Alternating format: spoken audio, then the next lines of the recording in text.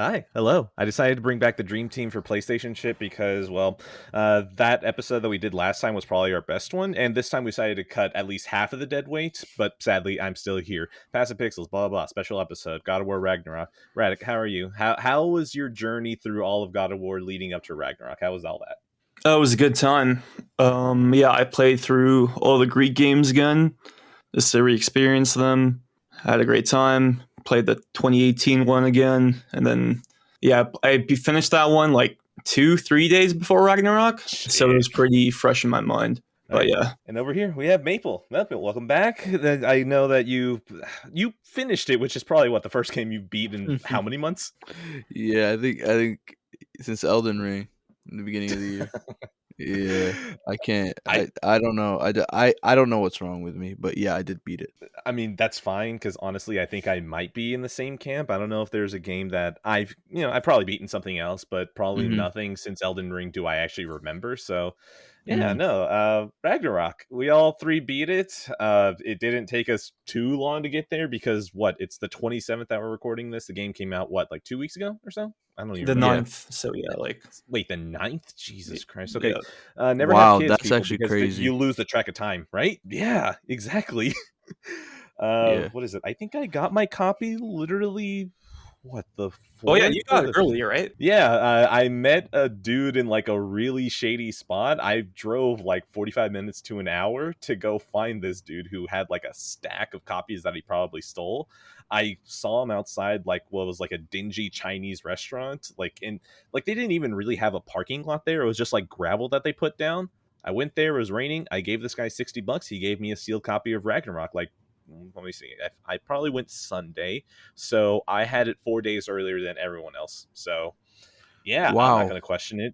Jim Ryan definitely didn't get hitting my $60 through that, but yeah, Yeah. Were you this looking for it game. on Marketplace or like did No, did dude. you just see I it? Yeah, this guy just had it on offer up, and this man, like, you know how like Wow. whenever you look inside a box, they just have like a whole bunch of copies. This man looked like he Mhm. took out an entire row and just took a picture of it and was like, "Early copies," and it's a PS5 game, $60. When this game usually is 70, I was like, "Yeah, it's early and $10 cheaper. Fuck it, yeah, sure. I'll abandon my family immediately after my daughter was born, so I could go buy this game. Yeah, why not?" Absolutely. Absolutely. So yeah, Ragnarok. Let's go ahead and at least just get general thoughts. I'll go ahead and get started. Ragnarok. I think it's probably a little worse than 2018 narratively. Story wise, I think all of that is actually a little bit weaker, and I'm kind of hoping by talking to you guys, I can figure out what that is because my brain keeps going back to Marvel, but like I never feel like that's a good answer because it's what people throw out when they don't like something. So I'd rather just hopefully dig deeper. But the gameplay, whoo, yeah, that gameplay is good. Maple, I'm ready to hear you bitch about the puzzles and all that. Honestly, I'm ready Mhm. to hear this get knocked down because honestly, I'm so positive about it. And considering that I want to say I'm like almost to the halfway point with God of War 2018 over like the last couple of days, Ragnarok's gameplay still is something that makes me very happy. And the one thing that kind of helps me cope with the fact that I feel like Ragnarok's narrative is a little worse is that I look at this less as a sequel and more as just the second half of 2018. And whenever I think of it like that, the narrative doesn't really piss me off that much because it's like, well, it's the second half and the first half is where we got all the emotions and shit. So yeah, that's my thought process. Radic, tell me, since you took a long journey here, you platinumed every single game leading up to this one, I want to hear what you feel about Ragnarok. So when the first trailer for this game came out, I think it was like last year at a State of 2000 Play. was 2020, I think. Yeah, that was just like the logo Oh thing, yeah, but like you're the right. actual gameplay was 2021. That Yeah, I sounds think it right. was, right? Yeah, whatever. But that trailer, I wasn't really hot on. I was like, I don't know, man. This it didn't really wow Oh me. wait, was that the boat one? Yeah, the boat animation one. Yeah, yeah, yeah. That was that one. And yeah, something about it just like rubbed me the wrong way. I was like, I don't know. I'm not really feeling this. And then the second trailer came out, and I was like, oh, okay. Now you're selling me a bit more. Then I replayed the games. I got in the God of War mood, and then it kind of reignited my like love for Kratos. I was like, oh shit, this Kratos is actually like always been a great character in my opinion. Hmm. I like the arc he goes through in those Greek games. I appreciated, and then how they reinvented him in 2018.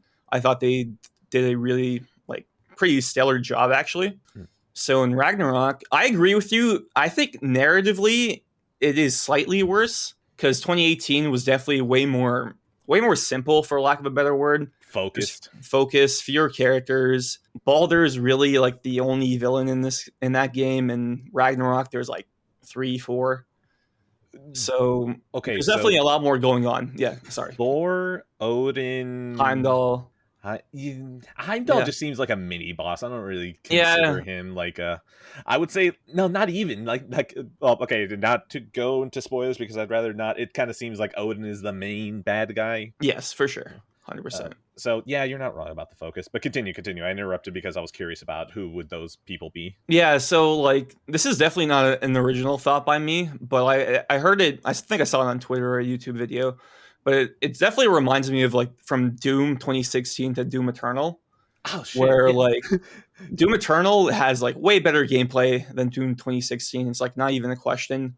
But I actually think I like 2016 more because it's more focused. It's more. I think the pacing's better. I like the level design more actually. And yeah, I feel like Ragnarok kind of reminds me, like 2018 to Ragnarok reminds me of 2016 to Doom Eternal in that way. I think with the grander scope of the narrative, it definitely loses a lot more focus. Yeah. In hindsight, in the plot, there's definitely points where you're just like, it feels like you're meandering. And in the moment, I didn't really feel that way because I think the dialogue between the characters is always engaging to me. Like I love listening to Mimir and Kratos, especially when Kratos talks about his past. I'm always all ears. And fuck, I lost my train of thought. No, you're good. In the meantime, while you get that, Oh yeah, sorry, my bad.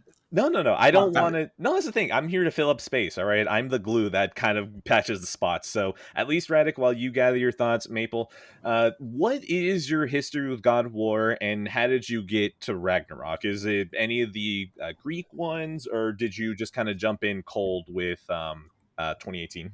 I did play God of War 1. When I say recently, I mean like maybe 2 years ago on Vita. But I was familiar with God of War franchise. I mean, I played it here and there. I never beat any of them until, like 2 years ago. And I beat God of War 1. And then I got to God of War 2 and I got bored. And I was like, okay, well, I get bored really easily. I got to say, before I keep continuing, Radic, you are insane for going back and platinuming every God of War game.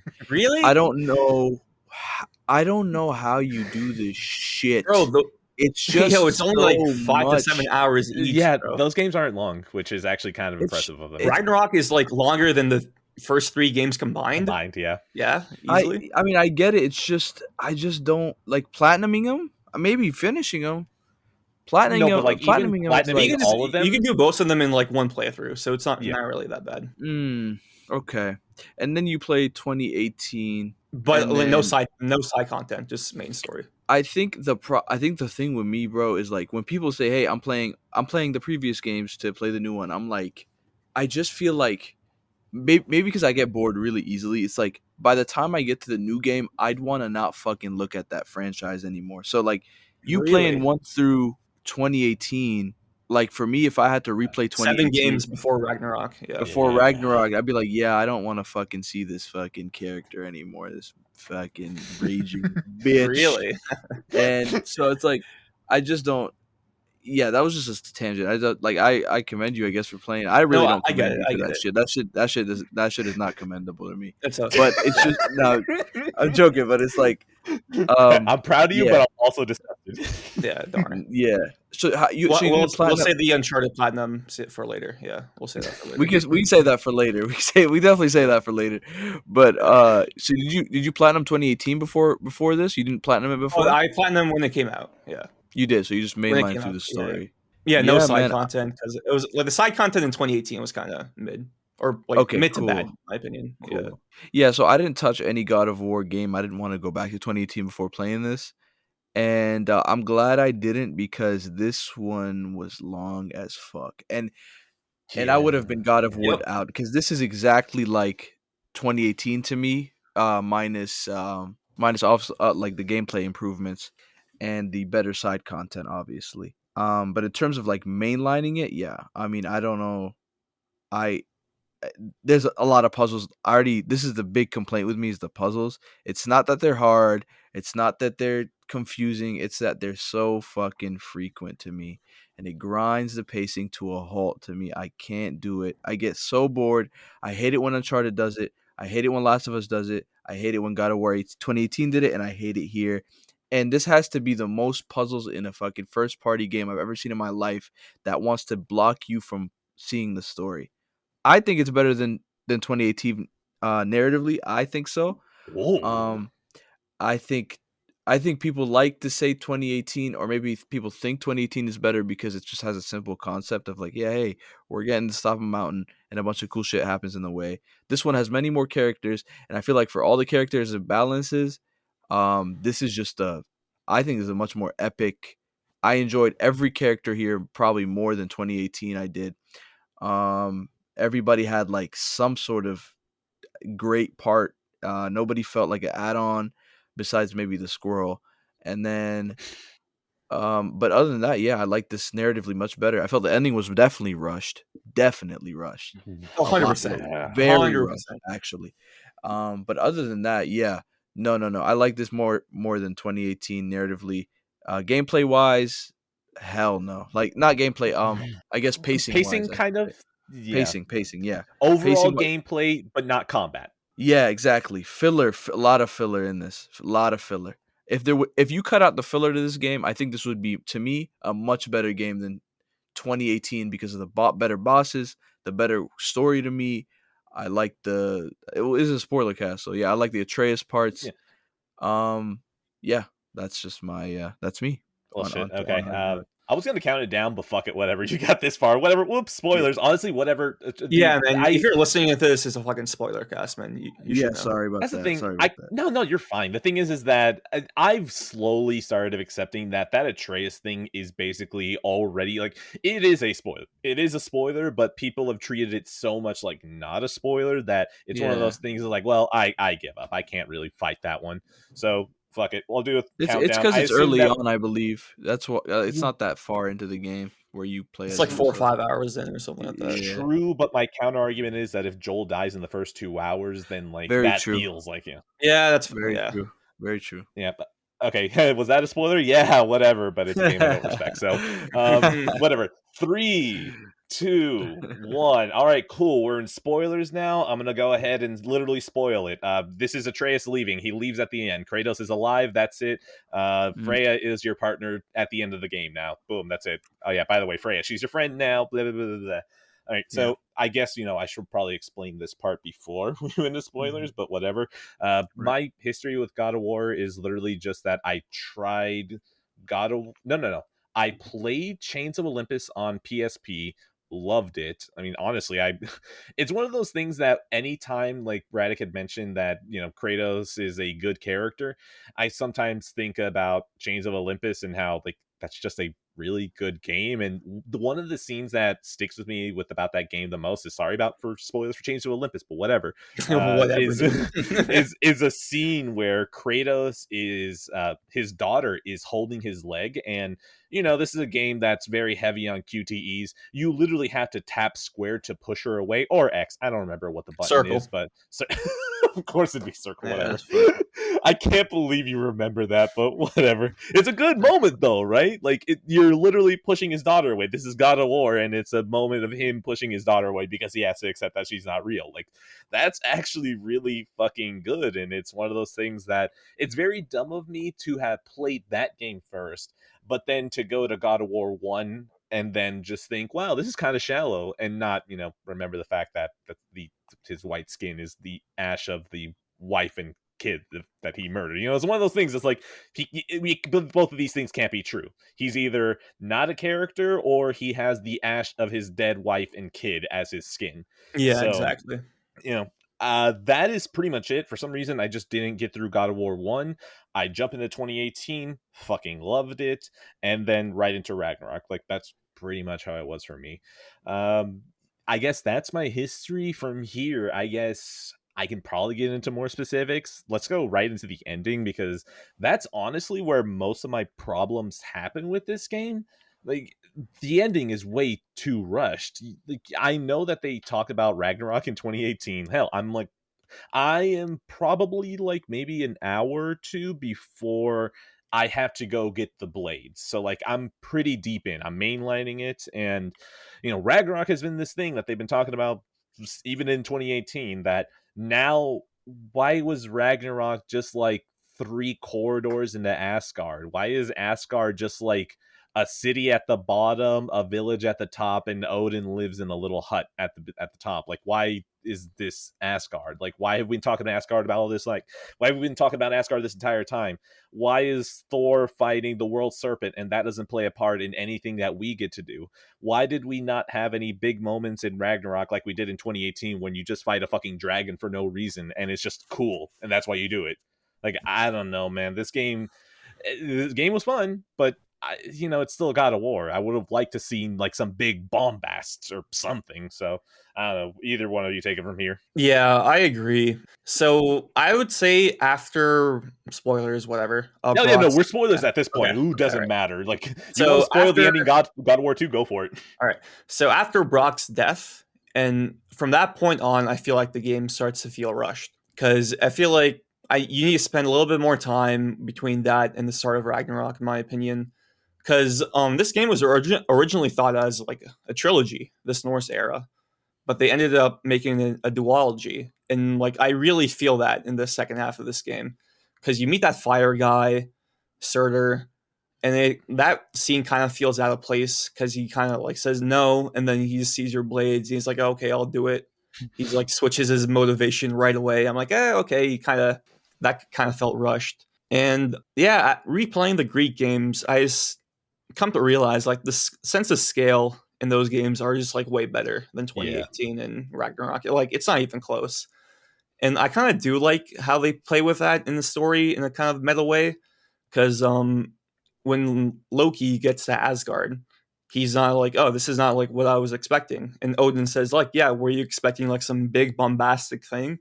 I was like, oh yeah, that's kind of cool, because like in the Greek games, like these structures were like fucking 50 feet high, like 50 stories high. It's like, all right, this is kind of insane. So I like how in the Norse pantheon, they're kind of like more low key about it. But yeah, like with the start of Ragnarok, I was like, okay, I could really tell the PS4 is kind of holding this back, because it's really just a trench run for most of the time. Well, it's a trench run for like 90% of the time. Then you fight Thor, then you fight Odin, and that's pretty much it. And I was thinking, it's like, oh yeah, because they talk about recruiting the armies of Helheim, the armies of Muspelheim, and I really thought those like armies were going to be more in the focus, like more open arenas, more like it's like the Radon fight in the Elden Ring. Like if it was more like that, that would have been fucking awesome, but it wasn't.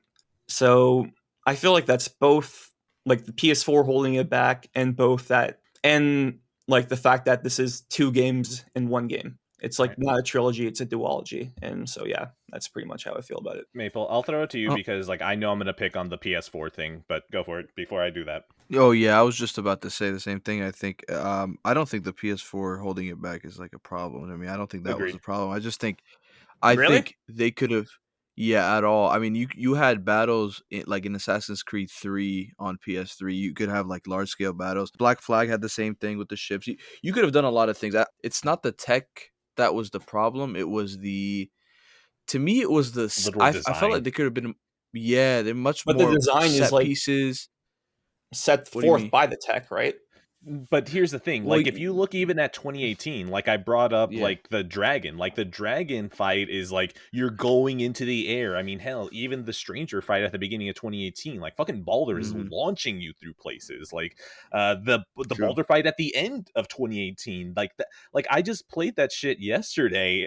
Is it yesterday? Whatever, it was a couple of days ago. It's fresh enough in my mind that I can remember it. Like you change arenas pretty frequently. Like you literally have Freya waking up a giant. The giant puts down a blade in between the two of you, and you fight Balder on top of the blade for a little bit. Like, I don't really think it's a tech thing, because like you can see Thor fight the world serpent. Like, you can see it. It's not like a Oh yeah, that background was so sprite or disappointing, anything. man. Yeah, like you could have done something like that. If you showed me in 2018 that we could fight on the sword of a giant, then we can fight in the middle of Thor fighting the world serpent. Like, I don't think the tech is in the way of that. There could have been much more bombastic settings. There could have been much more fights. There could have been much more epic moments in these fights. I mean, like, I don't understand how you rehash the 2018 intro in this intro, right? It's basically a rehash to me. I'm sorry. The It's the better though. Thor stuff. What? It's better though here. I want to say it's better, but I definitely didn't feel the same. I didn't feel this crazy thing. I remember when I played the 2018 and that Baldur fight happened, I was like, "Holy shit. I don't know. This is not what I expected at all. This is going to be fucking awesome." Um and in this one when they did it, I'm like, "Okay, yeah, this is really cool." I played this exact same shit in 2018. Like, and this is not a bad thing. I'm just saying I played it and I don't know. I just wasn't as surprised because I'm like, I already played this. The But key word there might uh, be surprise. Like, since you've already played 2018, like this is a bit harder to impress you. Oh. yeah, I want to say that because I mean, I think they could have switched it up in the intro, but okay. So I'm talking about Yeah, the ending. So the ending, yeah, I feel like there could have been more fights. You could have been on much more interesting terrains or platforms or whatever, overseeing the battles. You could have had much more cinematics. Fuck it, even I don't even give a fuck about QTEs. A lot of people don't like those. I don't. If you had to throw in some QTEs in there, like I don't care as long as it looked badass. I yeah. wanted a slow motion fucking battle. Like, you see how he punched him in the beginning? I wanted him to do something like that at the Yeah. end with a bunch of shit. You could have done a lot of shit. You could have turned Loki into a fucking bear, a mid battle, a different, a different animal, fucking transforming 3-4 times, doing all sorts of shit. I don't know. You could have done a lot of shit. Instead, we just get a trench run, and then we fight Thor. Okay, a rehash from the intro, and then But Thor here's the thing. dies. I feel like, so of course we're talking about how they stole stuff from 2018. They could have probably stolen from 2018 here and made the Thor fight at the beginning really cool, and then make it even cooler at the end, because like the Absolutely. Stranger fight is cool at the beginning, and then Absolutely. it becomes even cooler at the end of it. So like, yeah, sure, you're Absolutely. reusing shit, but like, why am I fighting Thor in a pigsty, like in front of Mhm. Odin's summer home? That's not even his fucking house. Like, it's not even his kingdom or anything. It's not his castle. It's his fucking summer home. Okay, like, why are we fighting here, and then why am I fighting Odin in a basement of his library? Like, why is this Totally, so mundane? totally threw me off guard. Didn't expect it. Was confused when it ended because I'm like, "What the is this it?" Yeah. That's what these game this duology was leading up to this fucking level, and this is what I get? You made Ragnarok see it's the name of the game. How the fuck how the fuck is the name of the game? This is the level you give me? I don't get it. And it's really disappointing to me because it's like I don't know. I did they run out of budget? What the fuck happened? I don't like what? I just got so confused. And then don't get me started about Atreus waking up and fucking leaving 2 minutes after he sees his dad. That shit pissed me off. That shit did not make sense. That shit was just horrible.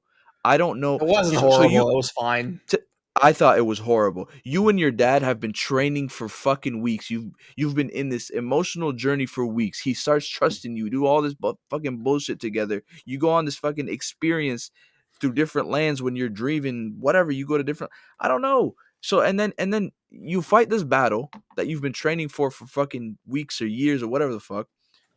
You wake up. You go tell your dad I'm dipping now. He just saved your. You didn't see him for 2 minutes. That doesn't make sense to me. Okay, And, I'm and gonna go for it. Go, continue. I'm not gonna interrupt you. up until this point, I'm like, I'm like, this is a great, fantastic narrative. It makes sense. Everybody's awesome. Everybody's epic. Then it gets to this point, and I'm like, what? This is the ending? He's just It's fine. He could leave, right? But at least give me a Red Dead 2 style. I don't want it to be that long, but give me a Red Dead 2 style epilogue where at least him and Kratos are doing some shit or fucking maybe deer hunting or fucking fishing, some bullshit. You're making Atreus leave right after he woke up? Right after his dad doesn't even know if he's dead or not. So, and right after he wakes up, he leaves. That doesn't even make sense to me. Yeah, not to mention to go up to Kratos, he talked to like 5 different people, which seemed completely either unfazed by what happened by Ragnarok, the biggest battle in history of the universe, according to Norse mythology or whatever the fuck. Completely unfazed. They're just all right. Yep, back to doing my thing. That was Thursday, all right. Let's go to Friday. That was exactly. Yeah, we just that happened, and then I don't know if the gods, tech budget. Odin is dead. We're good. I don't know if the tech ran we get out. the day off tomorrow. Exactly. What are they even doing? Like, what are you doing? And then the tech ran out. The tech budget ran out clearly because I'm watching them talk with Atreus, and the animation is not there.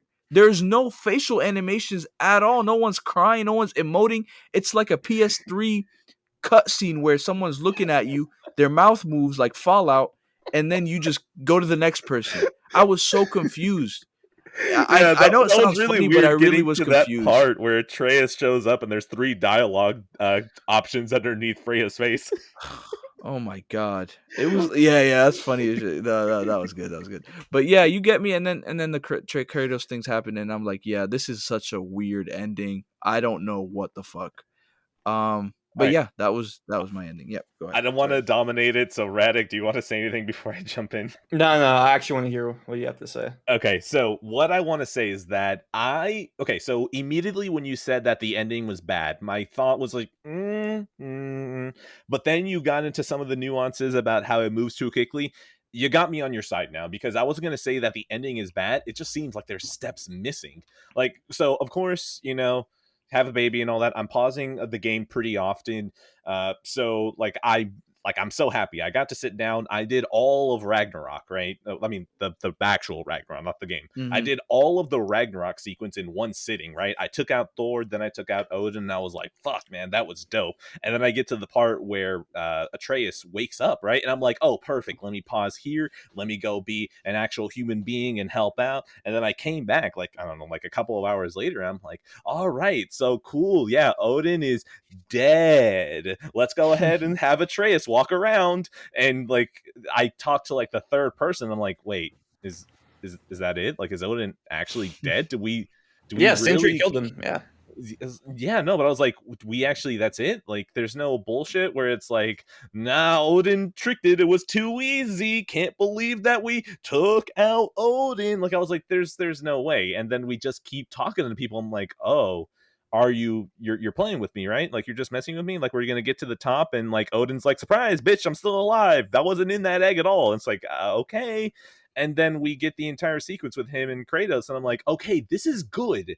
I get what the point of this is, especially even starting like playing 2018 again. Like, one of my favorite things in 2018 was that Kratos is talking shit to Atreus the entire time with every combat sequence. Atreus is like, how did I do? And then Kratos is like, you fucking suck, son. Why the fuck did I get your mom pregnant? She should have swallowed you instead, you little shit.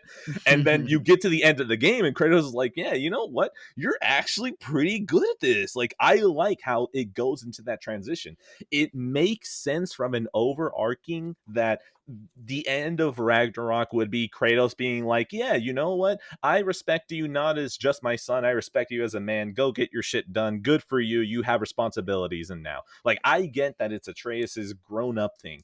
It's the problem is that we jumped so many steps between, cool, you became a man through Ragnarok, and then now, like, dude, like, you guys were missing out of action for a while. How many times did Atreus run away in this game from Kratos? Like, every single segment that we played with him was basically with him, not with Kratos. Yes, I understand that Kratos now trusts him, but we kind of need a couple more steps before Kratos is like, yeah, I trust you two. Okay, son, leave the womb now. Have fun. Go out there and be the king of the giants. I would argue you kind of do get those scenes, because like when Atreus comes back from Asgard, you get like a touching scene between him and Kratos, hugging. Kratos, he'd be like, hey, Atreus made a mistake. Like in 2018, he would like fucking like talk shit to Atreus in that moment. Yeah. But in Ragnarok, he's like becoming more of a understanding father. He's actually supporting his son. Yes, no, so I like that moment. And then there's that scene in Helheim after like they put Fenrir and Garm where Atreus says the line from 2018 is like, "Don't be sorry, father, be better." And then you can actually see like Kratos smile, Yeah.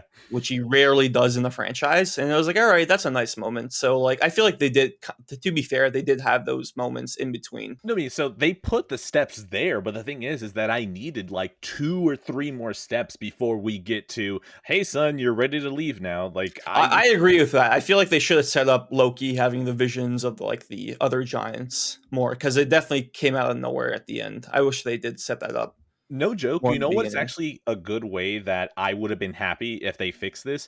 If you make Loki leaving the actual like post game ending. Like imagine like you finish Ragnarok, Kratos and Atreus are like, okay, yeah, we did Ragnarok, now let's go do the cleanup. So you go, you start doing all of the shit around the realms, you pick up all the items, you basically do all of the cleanup that you need for the platinum.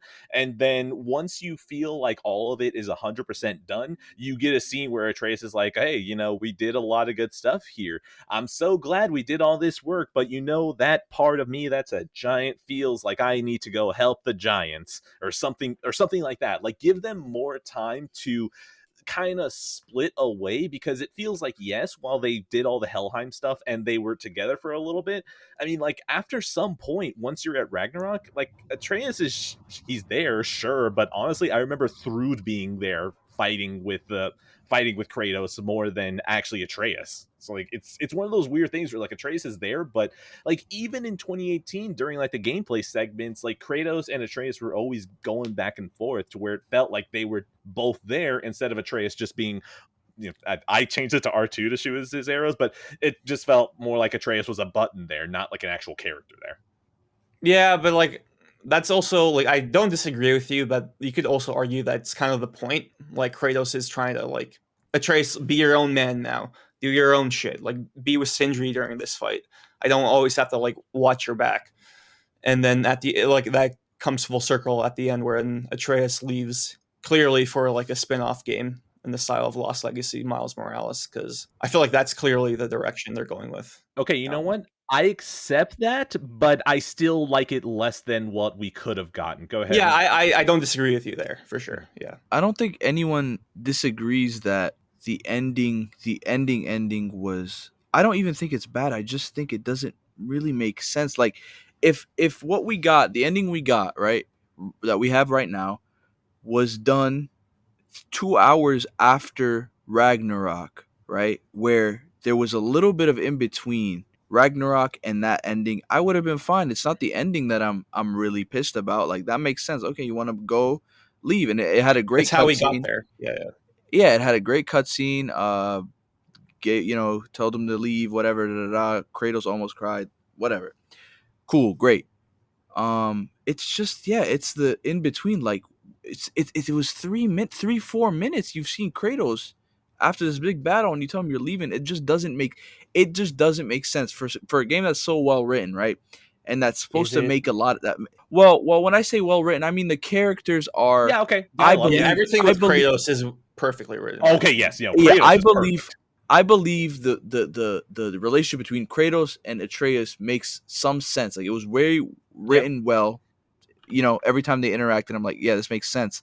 The last part of the game didn't make a lick of sense to me, and it threw me off, and it was confusing. And I could only think of the writers. I wasn't even immersed in the game. It didn't make sense to me. I was like, what the fuck just happened? Because it just logically to me, it just doesn't make sense. I still don't get it, even to this day, even after you guys said it. Like, I don't know. I just don't get it. I don't What do know. you not get? I don't know. It's just the time in between, right? Him waking up and him leaving. It doesn't make sense. It doesn't make sense that you were preparing all this time. You went through all this shit with your father, and then he saves you, and then you wake up and you leave. You I understand? mean, Like that's you just we get back to you. like the steps missing. Like that's what it is. Like Yeah, you can exactly, see exactly, how he's supposed to exactly. be his own man, Yes, and then yes. Ragnarok ends, and it feels like there's steps missing to the point where Atreus, being his own man, leaves to go and be King of Yeah, the Giants, or like whatever, King of the Giants, whatever. I'm saying absolutely. that broadly because like what champion of the Giants, whatever. Champion is too long of a I word. don't Let's go know. ahead, Yeah, King. whatever. Yeah, so that's what it Absolutely. is. It's I the just think steps. the It's ending like is rushed. very, very rushed, and it damn near like taints the shit for me. Like I don't know, and I'm not everybody plays the real ending, quote unquote. So I didn't do No, but there is no I real didn't. ending though. Like there isn't. Well, Like well, there's well. just Okay, not extra real stuff. ending. Yeah, extra stuff I'm talking about. So yeah, I didn't see the. I heard. Wait, are I you talking watched the about like, the cutscene on Brock's YouTube. funeral? Yeah, I watched that on Okay. YouTube, and I like okay because after you guys said it, like those were all very touching moments. I That shit felt is like good. those should have been in. I felt like those should have definitely been in the game before Atreus did all that shit. Like I think before Atreus left. I'm not gonna argue that one that like I should have changed it because like if you look at 2018, you spread the Mm, ashes, credits play, you go back home, Thor shows up, and then you get the mm. actual credits. So like I'm not gonna say that they should have changed it because I kind of like the fact that it kind of echoes itself. Like, hey, you did Ragnarok. Sure, it's kind of stupid that Atreus leaves the way he leaves, but then after that you go to the funeral and then the real credits kick in. Yeah, I'm okay with that. I mean, you just changed the order of operations. I just think you could have just had Sindri's thing right before Atreus wanted to leave, and I don't think it would have been a bad idea. I mean, even your idea of like, hey, let's go finish up some stuff, right? And then in the middle of you finishing up everything in the world, Atreus is like, you know what? I'm gonna just dip. And then you're like, what the fuck? You know what I'm saying? And it doesn't even have to have a credit sequence. You know what I'm saying? Atreus might have just dipped while you were doing your shit, and now you're stuck with Freya, and you're like, holy shit, like he just really dipped. That would have had more impact than what the fuck I just saw. Like, I don't know. I just, I don't know. Yeah, it's just way too rushed for me. I don't know how else I could emphasize this. I also thought Atreus died at one point. Like when Kratos was holding him, I was like, oh shit, Kratos is dead. Atreus is dead. That would have been a cool ending too. But yeah, I don't know. Yeah, that's It's just me on the ending. You could have it's done weird. 10 different things better, like in my opinion, than that. Right, go Um, for it because I don't know if there's anywhere I would have taken it differently. Honestly, I was thinking like what could have done it because like of course I go back to that quote with Corley Barlog saying something like, "Oh, we didn't want to work on the same game for like 10 years or something like that." When it's like, dude, you kind of had enough material to do that if you wanted to though. So, right, I throw it to you. Do you want to talk more about the ending? Are we going in a different direction? Take it to you. I feel like for the ending, I feel like it's clear that they're going to go to a different pantheon. Obviously, the way this game's sold, like God of War, there's going to be more God of War games. Yep. And yeah, I feel like Egypt is probably going to be the next one, if I had to guess, Yeah. out of the pantheons, because they like there's like a set of artifacts called Tears Treasures that like references other pantheons. There's like a Mayan artifact, a Greek one, an Egypt one. So that would be cool. And yeah, I really do feel like the Atreus thread has to be resolved in some way. Like they leave that shit so open ended, and Mhm. the guy like Eric Williams did say that they aren't going to do DLC. So it's like where else would the story be told? You know. So I feel like that Atreus game is inevitable. I mean, that's the thing. It's not DLC. It's an expansion. Yeah, like just like Lost Legacy. Yeah. So see what's up with that. yeah, Honestly, I kind of. Oh, go for it. Go for it. I was gonna say just right before we stop the ending talk. I know we already stopped it, but I was gonna say one more thing. I just wanted to like sum it up by saying that yeah, a Red Dead 2 style ending would have been perfect for me. Yeah. Where you just kind of like just give an epilogue before he like I just want 2 more hours of just them saying something to each other, you know what I'm saying? So it could Yeah. like kind of wrap it up. But yeah, that's all I gotta say. And uh, as opposed to like new God of War stuff, I mean, I guess I hope not, but I mean the money talks. There's gonna So be more. Oh, of course There's there is. definitely gonna be I more, know. dude. Yeah. Yeah, whatever. It's um, like a Last of Us situation. It's like okay, I guess. I honestly don't. Well, I don't. Every single time that I went back to Atreus, I liked his gameplay less. So the idea of an Atreus only spin-off kind of makes me go, man, you guys need to really work on that gameplay. You guys need to build out his skill tree or something. Because like every single time, like the beginning that I got to play as Atreus, I was like, okay, yeah, that was actually pretty cool. He controls well. But every single time I came back to him, I got so fucking good playing as Kratos that anytime I went back to Atreus, I was like, man, your skill tree is not where I need you to be. So I just started resenting playing as him more and more. I was like, man, I just need you to be my R2 so I can have you be the one who lets off all these arrows to add extra stun damage. Like, I don't really want to play as you. The sword idea is like kind of cool, but like, I don't know, man. I'd rather have you just be on Kratos' side than anything else. And I don't know, in that same realm of like Atreus stuff, I really didn't like most of his story beats. Like, I didn't like Angraboa.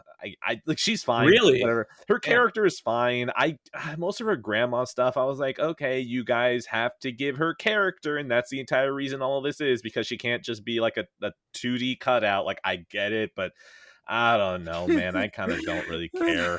Like, I really don't. Cool, good for you. You have grandma issues, sure. I guess we need a giant representation or something like that, but I don't really need her. I don't like any of the Crazy. kids that she finds in that Atreus finds in Asgard.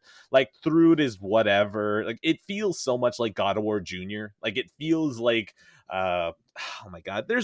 You know what? I'm gonna say it. It feels like Indiana Jones 4, where it's like we're trying to pass over the torch to the new young kids, and I'm like, man, this doesn't feel right. But then, like, I think about that, and then I think about how whenever it's just Kratos, Mimir, and Freya, and the three of them, and when Mimir doesn't make a joke to break the tension, the three of their conversations are so fucking good, and it reminds me of the kind of like more adult tone that 2018 had. Like, it felt like there were three adults actually conversing, and that had, beef with each other to a certain degree, and there was a tension there that I kind of liked, that was kind of missing between Atreus and Angerboa and the blonde kid who looked really weird and Thrud. Like, any single time that someone was like below the age of 18, I just didn't care. Did you guys expect? Oh, That's sorry. insanity. Oh, go ahead. Which part? I don't know, bro. Just like a lot of shit you said, just bullshit to me. I don't know. I'm kidding. It's just, I just don't. I honestly feel like the game would have been much worse for me if the Atreus parts weren't in there. Because, and I actually, mean, there was less puzzles, that's why. maybe, bro, I don't even know if that might be it. But the thing is, it's like, and I don't disagree with you. Like, when I played, especially during the later sections, when I played as Kratos and I was starting to get a hold of the combat much more, and then I switched to Atreus's combat, I'm like, whatever. I didn't really care that much, but it was like, okay, whatever.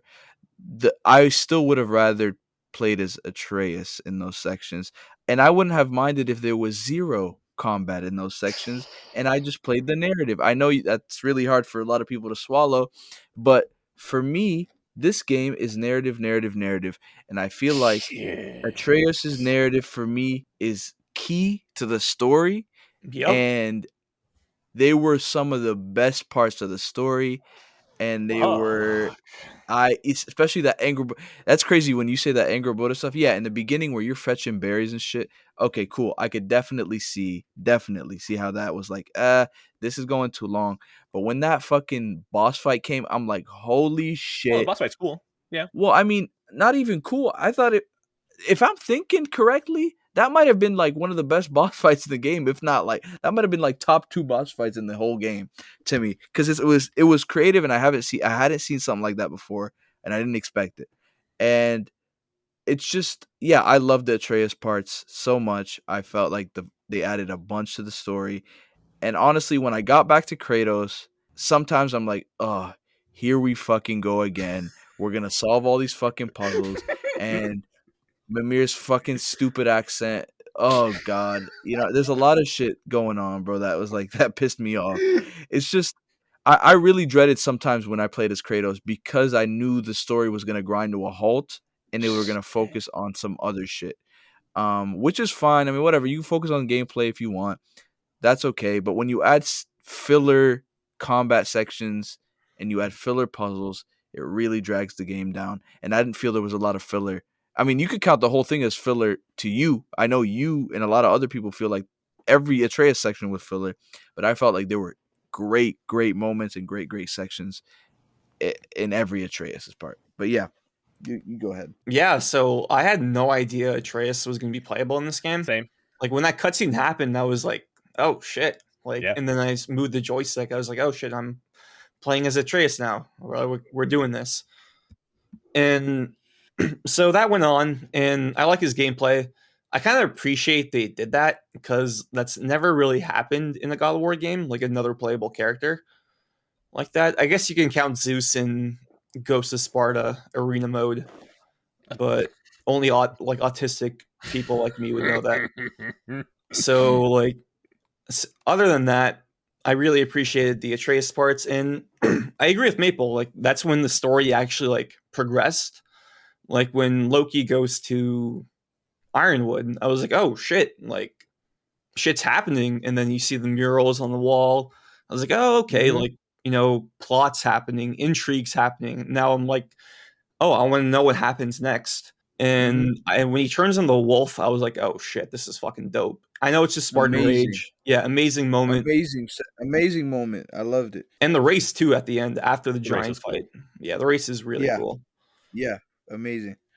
And I like how he tries to well, we do know Odin's tier the whole time, so it doesn't really matter at the end. But I do like Atreus taking the risk to go to Asgard and trying to get Odin on the inside, meeting through, giving more context to these characters. And yeah, it gave me a new dimension to Thor, which I actually really liked Thor in this game. I did not expect him to like him as much as I did. He kind of sounded like Thanos, but actually, yeah.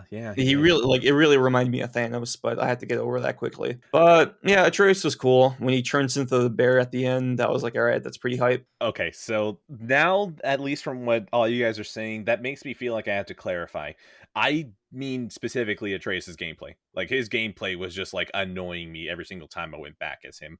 But the narrative stuff, yeah, you're not wrong. Like, that's actually good. I will say though that the Ironwood stuff was boring as fuck. You are talking about some good story shit. Yes, like seeing the entire mural and all that. That was really cool. We picked berries for like what felt like 20 fucking hours in this game, and it pissed me off because there was like pretty much Angerbo was like, let me talk in riddles this entire time. You don't know what's going on. And then Trace is like, oh, I kind of want to hit on you, but I don't really understand how to do it. Teehee. Like, so much of that was annoying until the actual narrative would kick in. And then it doesn't really help that the gameplay like was annoying me because like I miss Kratos more than anything else. I'm not gonna lie, if you talk to me about what the plot was with Kratos outside of the Atreus parts, I can't remember much. I think I can remember the no, what's that? What is the race that Sindri is? What race is that? Dwarves, yeah. Like, I remember the dwarf that they found that was like betraying Odin with you. Oh, Peter like, Jackson? Yeah, Peter. Yeah. Yeah, Peter Jackson. Yeah, Peter Jackson. I remember him. Anything else, I'm kind of drawing a blank. Maybe him and Freya, breaking Freya out of her. Yeah. Freyr. Like, I remember when Freyr died. I'm pretty sure no one does. Yeah, I'm pretty no sure one not a cares. single person remembers that Freyr died. An easily avoidable death because his sword is sentient. But hey, whatever. I guess Freyr's an idiot and just didn't want to rule or anything like that. Like, I think that probably did kill himself. Yeah, like, I just want to say that Atreus' gameplay was the one that was annoying me. The Ironwood section is mostly cancer, at least until you get to Angerboa's grandma, who, like, narratively, I don't care, but, like, the gameplay and the boss fight was cool. Anything else? Like, I mean, Heimdall is a little shit, and I just enjoyed being around him. That Heimdall boss fight is fucking sick. Yeah, it was a good fight. Is there another? Was it a good fight? Yeah, I thought it was pretty cool. Yes, that fight is awesome. What happened in that? Because I'm blanking out. You have to use the spear to kind of blind him to be able to attack him. Yeah. Okay. So yeah, that boss fight fucking sucked. Why? Crazy. Why? Because I like the little cutscenes in between, and I guess how he killed him or whatever. But I just don't like the bro. I mean, so I you're don't telling like the me either, if that's what you're saying. you're Well, no, it's not even that. It's like you're telling me this. Like I said, this is one of the parts where I thought they fucking rushed this shit. You're telling me this is what he sees, like things coming from a mile away or whatever the fuck. What was his thing? Like he sees shit that's it, before it happens. Okay, you're telling me it's like nobody. It's based on human emotion, not like prophecy shit. That's how they try to describe it. So like he reads your facial and body patterns, and then that's how he knows and predicts the move. Wait. So okay. Okay. So you're telling me in all of Heimdall's Entire life, and all his enemies that he's made, because he's a fucking little shit, and I loved killing him because I hated that fucker. But with all that shit, no one has ever thought to throw something at him and then punch him at the same time. No, I mean it's the blinding that was light. the That's thing what it is. that was what broke him. Wait, what was it? The blinding light? Yeah, it was the light that he would detonate off of the spear that would blind him, so he can't see what's going to happen next. Because, like, you would have to imagine that what from Radek explained is that he specifically has to be looking at you and just being like, "Oh, I can read you. I know what's the next thing that you do." So basically, you would throw the spear, it would blind him, so he no longer has the advantage of being able to see what happens next. And he didn't have the foresight to see that you were going to throw the spear to blind him. I don't mean, get it. My guess would be that was... he's so full of himself that he still doesn't think that there's anything that could be done to defeat Yeah, him. he's literally Hermes from God of War 3. That's his character. Exact same cocky vibe. I mean, which honestly, I buy all that, because like that man was such a little shit, and like this man like seems like he could have gone toe to toe with even Thor, and Thor's like, you know what? I kind of don't want to risk it. So like you would have to find some sort of advantage to counteract his power. Okay, yeah, if you guys explained it that way, I guess it makes some sense. I just like everybody was afraid of this guy. I guess Thor, nobody could stand up to him.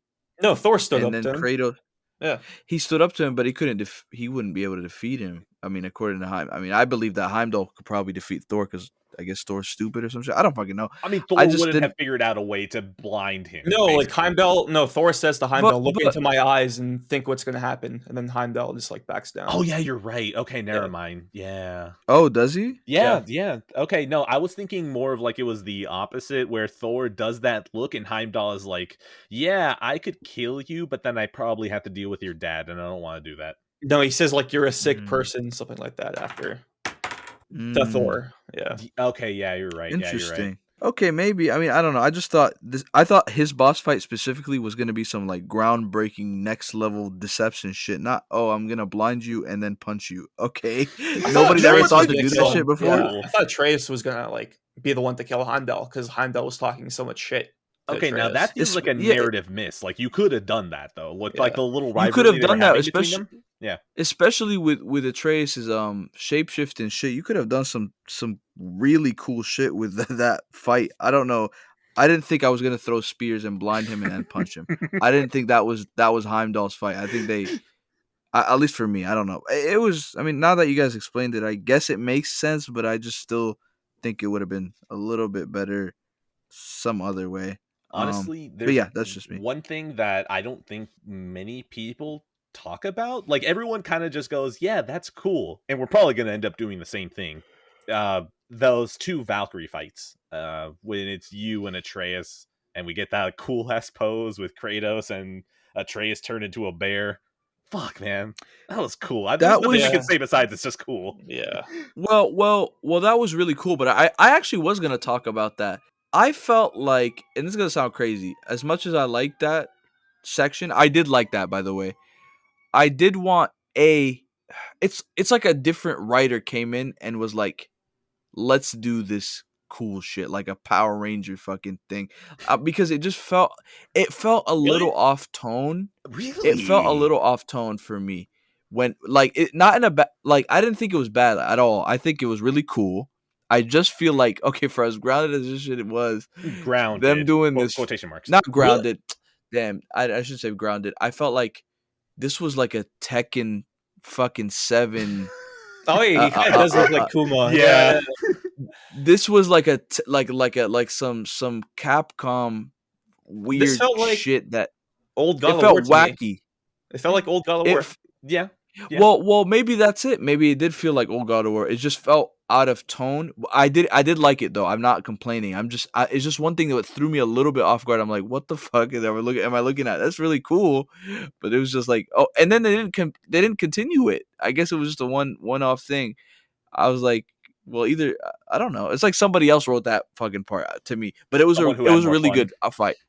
What? Yeah, somebody who had more fun. That was a really cool scene. I must say, yeah, it was a cool scene. It was just a little different It was different. Maybe that's why I liked it. Maybe that's why it stood out because it was like different than the other fucking fights. I like But yeah. it more than anything else because it's like the good moment that we have where Kratos and Atreus are fighting as equals. Like, sure, yeah, he's still shooting a whole bunch of arrows, but being able to see him turn into a bear and like what is it? Wasn't Heimdall giving Atreus shit like, "Oh, this is the one who took down the Valkyries. Are you sure it wasn't your dad?" And to be able to have that kind of pay off with Atreus turning into a bear and taking out a Valkyrie, it's like, okay, no, that's cool. Like, I guess that would be one of the, that's not a missing step from what we're talking about the ending because this happens before Ragnarok. So like, no, this is a step to Ragnarok. Whatever. There's no way for me to fix the fact that there are steps missing there. But yeah, like this is a good moment of being able to see that Kratos and Atreus are becoming a little bit more on level instead of just Atreus being a button on your controller.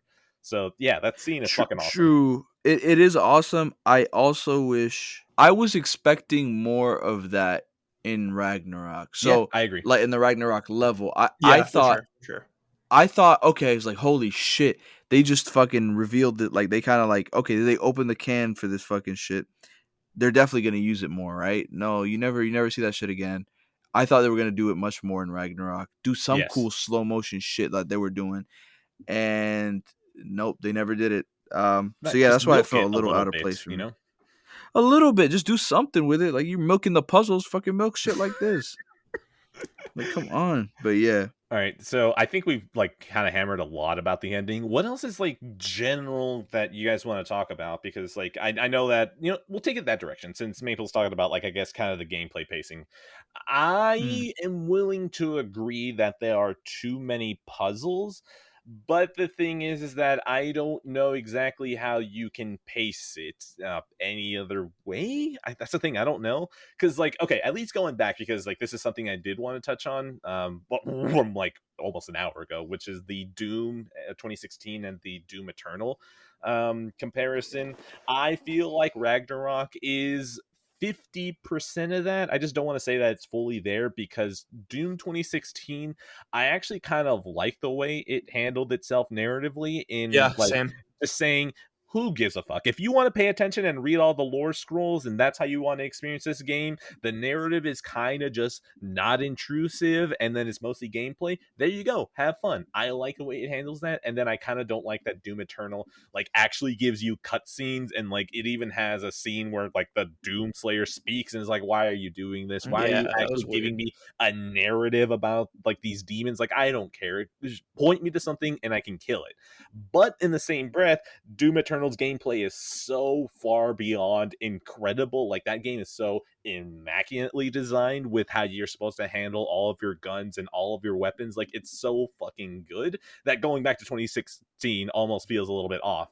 I want to say that Ragnarok is 50% of that because I can still go back to 2018. Hell, I am back in 2018 and playing it, and I miss my auto run because auto run in like Ragnarok is so fucking good. But of course, the narrative and the focus more on plot than characters kind of bothers me. Hell, actually, that's another direction that we can go. Maple was talking about how, like, he doesn't have a character that he didn't like. I kind of agree. There was no bad performance. Maybe that's the thing. I don't think dialogue writing was anything wrong. Sure, there are some points where it's like, why did you have Mimir make a joke here and kind of ruin the tension, or at least like lower the tension? Like, kind of keep this shit serious for a little bit. Like, actually have the characters be able to be mad at each other without needing to levy the situation up. But in that same breath, I feel like the plot writing of this game is way too messy that you just kind of need to keep it simple and keep it focused on the characters to move things along. Because like the plot, like, why did we I don't remember most of this plot. I really don't. I remember moments. I remember stuff with Atreus. I remember when he runs away and we get the single boy in the game. Like, I remember moments, but like I can't remember most of the plot. And the problem is that this game is so plot heavy that it feels like that's a disservice that I don't remember most of that. I sent it in a whole bunch of different directions. Sorry. One of you guys pick a point and take a direction. All right, I'll pick a moment. What did you guys think about the spear? Gameplay wise or like narrative? Both. Okay. Narrative. That was really fucking cool. Like, I actually really like the way that the spear works in the story. I like that it leads into Brock not being like a full dwarf, I guess, 3/4 of a dwarf. Like, I thought that was really cool, and it's a great moment when Kratos is like, I don't remember what the quote is, but it's like, no, man, like, even if you're not, acknowledged by the water spirit or anything like that, you are important enough that you should be the one to bless that spirit. Like, that's fucking awesome. Gameplay wise, I really don't like how landlocked this thing makes you feel. Like, specifically, I would always be using the runes that would give you like multiple stabs. I didn't like that there is no forward movement, and so with every stab that you give an enemy, they'll get pushed back. And like, I upgraded that thing fully, so I had like 8 stabs, but like the 5th stab or so, the enemy is so far out of my stab range that I'm not doing damage anymore. So what I enjoyed doing is that since I had auto run on, I would usually just run up with my axe, and with my axe or the blades, I would continue moving forward in my attacks. Well, it seemed like the spear, if I attack with that thing, I need to attack quickly and then back off, because if not, by the time I'm getting like my 4th attack off, the enemy gets pushed away from the spear that I didn't have much fun with it. Huh, interesting. Because with narratively, I agree with you 100%. I love the moment. I love like when like the mermaid gets the blood, it turns into the Omega symbol, and then it turns into the Spartan symbol, and then it creates that Greek cloth on the spear. I was like, all right, that's Dope. awesome. Because in like the Blades of Chaos are probably my favorite weapon in the franchise. But my second favorite was actually the Arms of Sparta, which was like a spear and shield in Ghost of Sparta, the PSP game. And in the back of my head, I was always thinking in Ragnarok, yeah, man, it would be cool if they brought back like that weapon or like a spear, and they fucking did it. I was like, oh shit, this is dope. And I actually played very aggressively with the spear. There's a move where you hold R1, you keep impaling them with spikes. So like I impale them with spikes, I attack them a bit, they get pushed off. That's when I press triangle. That's when they detonate, and that's when I can run in, get a few more hits on them. That's when the stun meter, the R3 meter gets filled up, and then I finish them with like a KO. So I loved using the spear. The runic attacks were awesome. They were from some of them were from Ghost of Sparta, which I appreciated, like the heavy runic attack where you just throw like 50 spears in the air and just like Yes, rains I down. love that one. So cool, man. So fucking dope. And there's another one where you like create a tornado that does a lot of wind damage and stun damage, which is pretty clutch. So yeah, I was pretty happy with the spear. I was kind of surprised that there was no Mjolnir, no Thor's Yes, hammer, that's an L. Honestly, that's an L. but I kind of agree with their reasoning because they said like the axe was literally made to combat the hammer. It was like supposed to be like the polar opposite, and it kind of functions the same way as the hammer. So I'll kind of buy that because since I really enjoyed the spear. The one thing I will say though is I feel like the actual like fist combat I liked more in 2018 Yes. because there was an actual skill tree in 2018 for the fists. I feel like they were way more useful in 2018. Yep. And because like they did the whole like shield system, they kind of had to like take away some moves from like the melee in 2018, or not take away, but like replace them. Because in 2018, there's a move where you like Kratos spins and punches a shield and causes like insane stun damage, and that's like that move is specifically tied to like one of the shields, like the tap L1 twice and it does a specific thing. So that one I was kind of disappointed in that. But overall, with the spear and the combat in general, I was very pleased with what they did.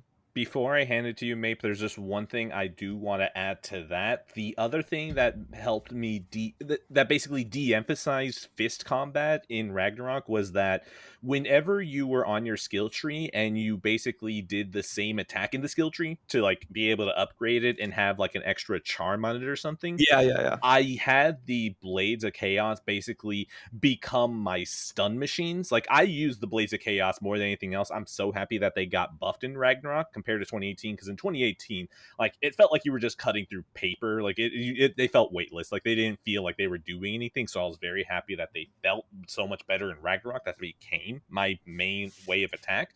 And being able to use those attacks and turn it into a stun machine basically meant that anytime I was with fists, I was like, I don't want to use my fists. I can do so much more stun damage with my Blades of Chaos instead of using my fists. So honestly, my ranking went Blades of Chaos, Axe, Spear, but in 2018, at least from what I've been playing, Axe vastly superior over Blades. So May, your turn. Yeah, I wasn't a big fan of the spear. I think they were weak. I got them. I used them for the puzzles, and then I switched back to the Blades of Chaos. Thought that one was cooler too. I think I think getting the spear was really cool. I don't think actually using the spear was cool. But I mean, I could have felt the same way as Radic if I played those games, I guess. But I didn't play those games, so I didn't really have any connection to the spear other than gameplay wise. And gameplay wise, I was very disappointed. Actually, I shouldn't say that. I wasn't very disappointed. I just You were like, oh, at this is that point cool, I was and then didn't use it. yeah. At that point, I was like, I want to get through this fucking combat section so I get to the story, and this is not the fastest way to do it. And I think the chains were the fastest way to do it, and that's what I used. So that's my things with the spear. I think yeah, that's my things. I only use them when I needed to. I actually used them when I kept on. What is that? Is it the not rage? Spartan Rage. No, it's the magic. What is it Runics? called? Oh, the runic attacks. Runic. Yeah, that's the only thing I use. So I would Same. like spam. I would spam the chains attacks, and then I could switch to my axe and I spam that runic attack, and then I would Yeah. spam the spear, and that's the only thing I use them for. That's how I open almost all of my fights, just spamming all my runic attacks. Yeah, exactly, and it works every time. It's great. So But that's in that's that me with the spear. same breath, I'm curious. So, like, I really fucking love this combat. Like, 2018, I did all the Valkyries. I did the Valkyrie Queen. This one, I did all the Berserkers. I even did the extra Valkyrie Queen here, which, fuck, that was a great fight. Yeah. So, like, How long did it take you? a couple of hours. That's the funny thing, because, like, I remember that Queen Valkyrie in 2018. That shit took me like a week of hammering it down, and it's weird because you would think that getting older, I may be getting worse, but like, I took out this Queen Valkyrie so much quicker, like in a couple of hours, and then I went back to 2018 and I was going to do a new game plus, only to find out that my asshole self left me a save right before Queen Valkyrie again. And I was like, well, all right, fuck it, let's go ahead and do this fight. And that was the moment I realized, ooh, this gameplay just isn't as good as Ragnarok. But like, I still was able to beat 2018 Queen Valkyrie in the same day that I started fighting her.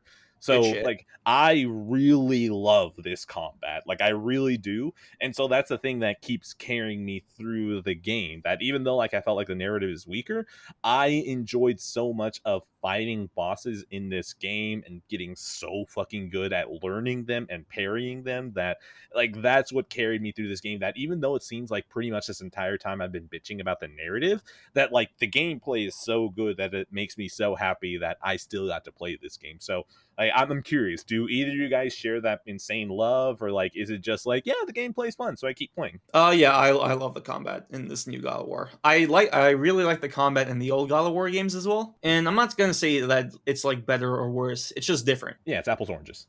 Yeah, pretty much. It's like that. Those games were definitely more DMC style, and these games are more like, it has its own style, like over the shoulder type. I mean, it's from software inspired, basically.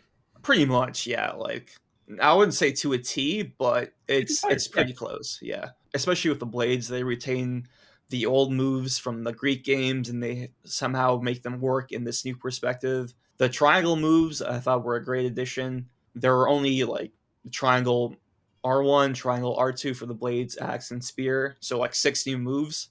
But I feel like they really added a lot. And I thought the combat was great, and the enemy variety definitely helped for sure. Made the combat way less repetitive, more fresh compared to 2018, and yeah, that's pretty much it. I'm just gonna say this now to be on the record here. I tried defending the trolls, but because like I didn't remember 2018 much, I was like, gameplay fun. So I honestly didn't care about the enemy variety. But going back to 2018, you know what? No. Those trolls are boss fights. Those are boss fights. It's not that the health bar was at the bottom or anything. No, those are boss fights, especially with the way that they show up in combat. Those were boss fights. They have their And own lore, dude. Like, yes, I yeah. agree. And it's one of those things that I never realized how many fucking draugrs you fight in 2018. But also they're fun, so I'm not going to roll too back much on the draugrs. But the trolls, I will absolutely roll back immediately. Yeah, those were boss fights. Don't lie to me. The draugrs, though, yeah, no, they're at some point you learn their parrying, and while it's still fun to me, yeah, it's nothing compared to Ragnarok and how much variety they have in the enemies that you face. Yeah, for sure. Before I hand it over to Maple, I do want to say one thing. The heavy R2 axe move in 2018 is better than the heavy R2 axe move in Ragnarok. Wait, Because in what? 2018, it was just like a heavy cleave attack where you Oh, can just yes. like, rip them in half with their like low enough health. But in this one, it's like you like slash at them horizontally, and then you like do a 360 spin and throw them to someone else. It's like more utility, so it's better in that way. But the 2018 one just looked so much cooler. I don't know. The cleave is really cool, but I will say that I would take the Ragnarok one more just because I really did love picking up one motherfucker and throw him in at his friends. And not only that, I loved picking them up and then just throwing them off the map, because sometimes when you need to clear out these enemies, like I was playing on the second hardest difficulty, so it would be really useful to be like, ooh, that guy is 2 levels above me. I'm gonna take you out first and fucking launch you off the Yeah. map. Maple, anything? Did you have a favorite Yeah. runic attack or anything? Not really. I mean, I just kind of use them to go ahead and get through the combat sections. I'm not in love with the combat as you guys are. Mhm. A lot of people are. I actually thought they could have done much more in this one in terms of just changing it up from the first one. Yeah, Because the first, or when I say first one, I mean 2018. yeah, of course. The first one, I felt like, okay, this is a new perspective. So I felt especially the first combat, it was serviceable because I'm like, okay, this is cool, but it's definitely tainted by this camera angle. Maybe because I expected something a little faster with the combat or something, but I feel like it's not as satisfying at first. Throwing the axe at first and then pulling it back when you first did that, that was very satisfying. It was very cool. It just got really old after a while for me. And then in this one, coming back and be like, oh well, this is literally the same shit, but a little bit. There's some variation, sure, but it's basically the same stuff. It's just not for me. I felt like I wish they just like pull. This is gonna sound like a different game, of course, but it's like you Pull the could have camera out mixed the further. old with the new, just a little. When you're in combat section, just pull it out a little further so I can see where I'm. See a little bit more. I don't need it to be like God of War 3 or 2 or any of that shit. I just like a little bit more. Let me be faster and do more things. Let the combat flow a little faster. Did you have auto run on? Did I have auto run on? Yeah. No, I didn't. Okay, I that did not. might have helped you because, like, so at least in 2018, you're usually walking, and then of course you hit L3 to start running. Ragnarok, I turned on auto run, and that sped up so much shit because, like, if you're in a combat arena and you see an enemy, you Uh-huh. just move forward. Kratos fucking runs like full dash, and so that means as soon as you Mhm. attack them, you're doing like your run up attack, and like that helped so much with like some of the speed. Like hell, going back to 2018 and trying to do Valkyrie Queen immediately, I was like, shit, man, I feel so slow. So I honestly think that if you had turned that on, you might have liked it a little more. Although, granted, I still do agree with the screen needing to be pulled out because, man, like the threat indicator at the bottom is like driving a car that has blind spots, because there are some moments where the threat indicator just does not pick up characters, where I swear that if I was playing on PC and I could mess with the FOV to bring it out further, I would understand why the threat indicator doesn't show them. So like I'm right there with you on needing to zoom out a little bit, especially with how fucking insane I got with this game and going way too deep in. Like the two berserkers, the two berserker fights, like the two of them that are together, I did that shit like under leveled by like 2, and I was like, man, I You're swear I crazy. could do this, dude. I beat, no, I didn't beat them on red. I was actually really close to getting one of them knocked out at red, and like, Jeez. dude, you don't understand. I was getting so close, and I was like, fine, I'll go back and I'll come back with literally one level. And I took both of them out at purple, and I was like, fuck, this is so cool. But I swear I could have done it at red if the FOV was pulled back further and I didn't keep getting like one-shotted because they're in the blind spot of the threat indicator. Very true. I agree with you. Like with what you said, especially I feel like the threat indicator is not that helpful in this one either. I don't know. I don't remember it being this bad in the other God of War or the last one, but in this one, it particularly annoyed me how You couldn't tell how I mean precedent the next attack was going to be. Yeah. the next There's yeah more how there's far more- away they yeah. were, There's a lot more how going on too. yeah, and it's like, and they also like they use the same screaming noise decibels for all the enemies. So when a little gecko's coming up behind you, Trey's like, "Oh my god, look behind you, bro!" Die, Dad. It's a little exactly, gecko. and it's like, and same thing with Mimir. I'm like, damn, like, and I turn around, it's just a fucking gecko, and it's halfway across the map, and I'm like, really, this is what you guys are screaming about right now? Holy shit! I am the literal it's god just of war, and this fucking gecko's gonna try and sell me insurance. I'm gonna die. Facts. exactly. Oh my god, bro! And that's just, the combat is okay for me. It's not okay. I should say it's a good combat. It's good. It could be much better for me Do personally. you want for a jump me. button in the combat, I like don't. jumping? I really don't give.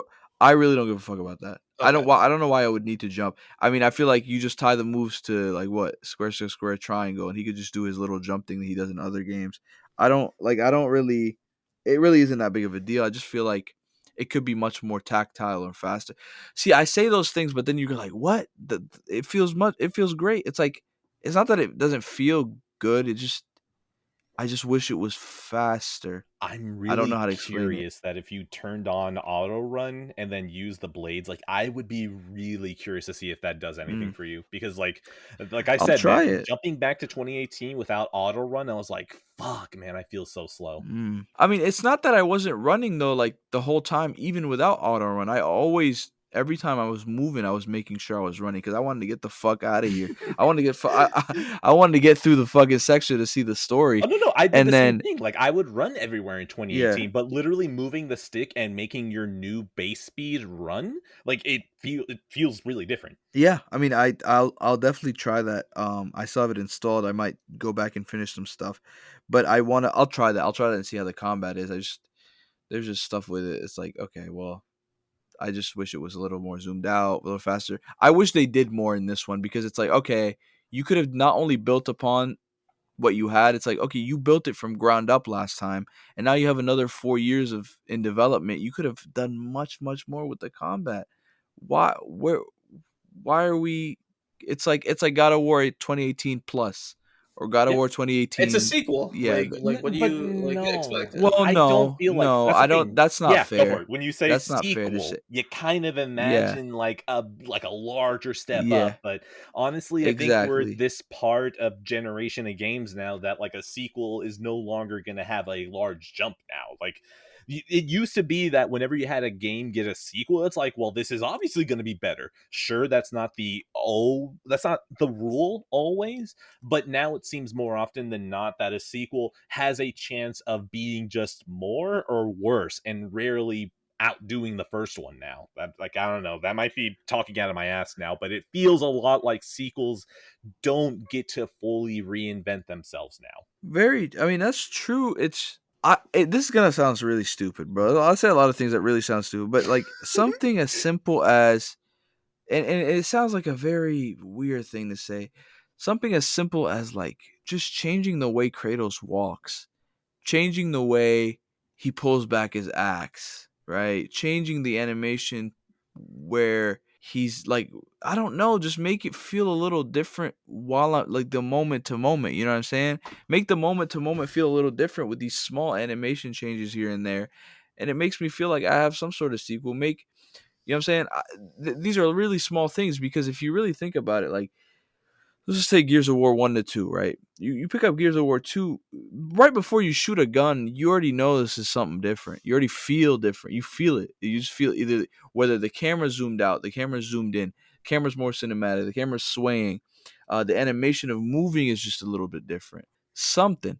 That's all I want, like in terms of making it feel like a different game. Small things like that go a long, long way to make it feel different.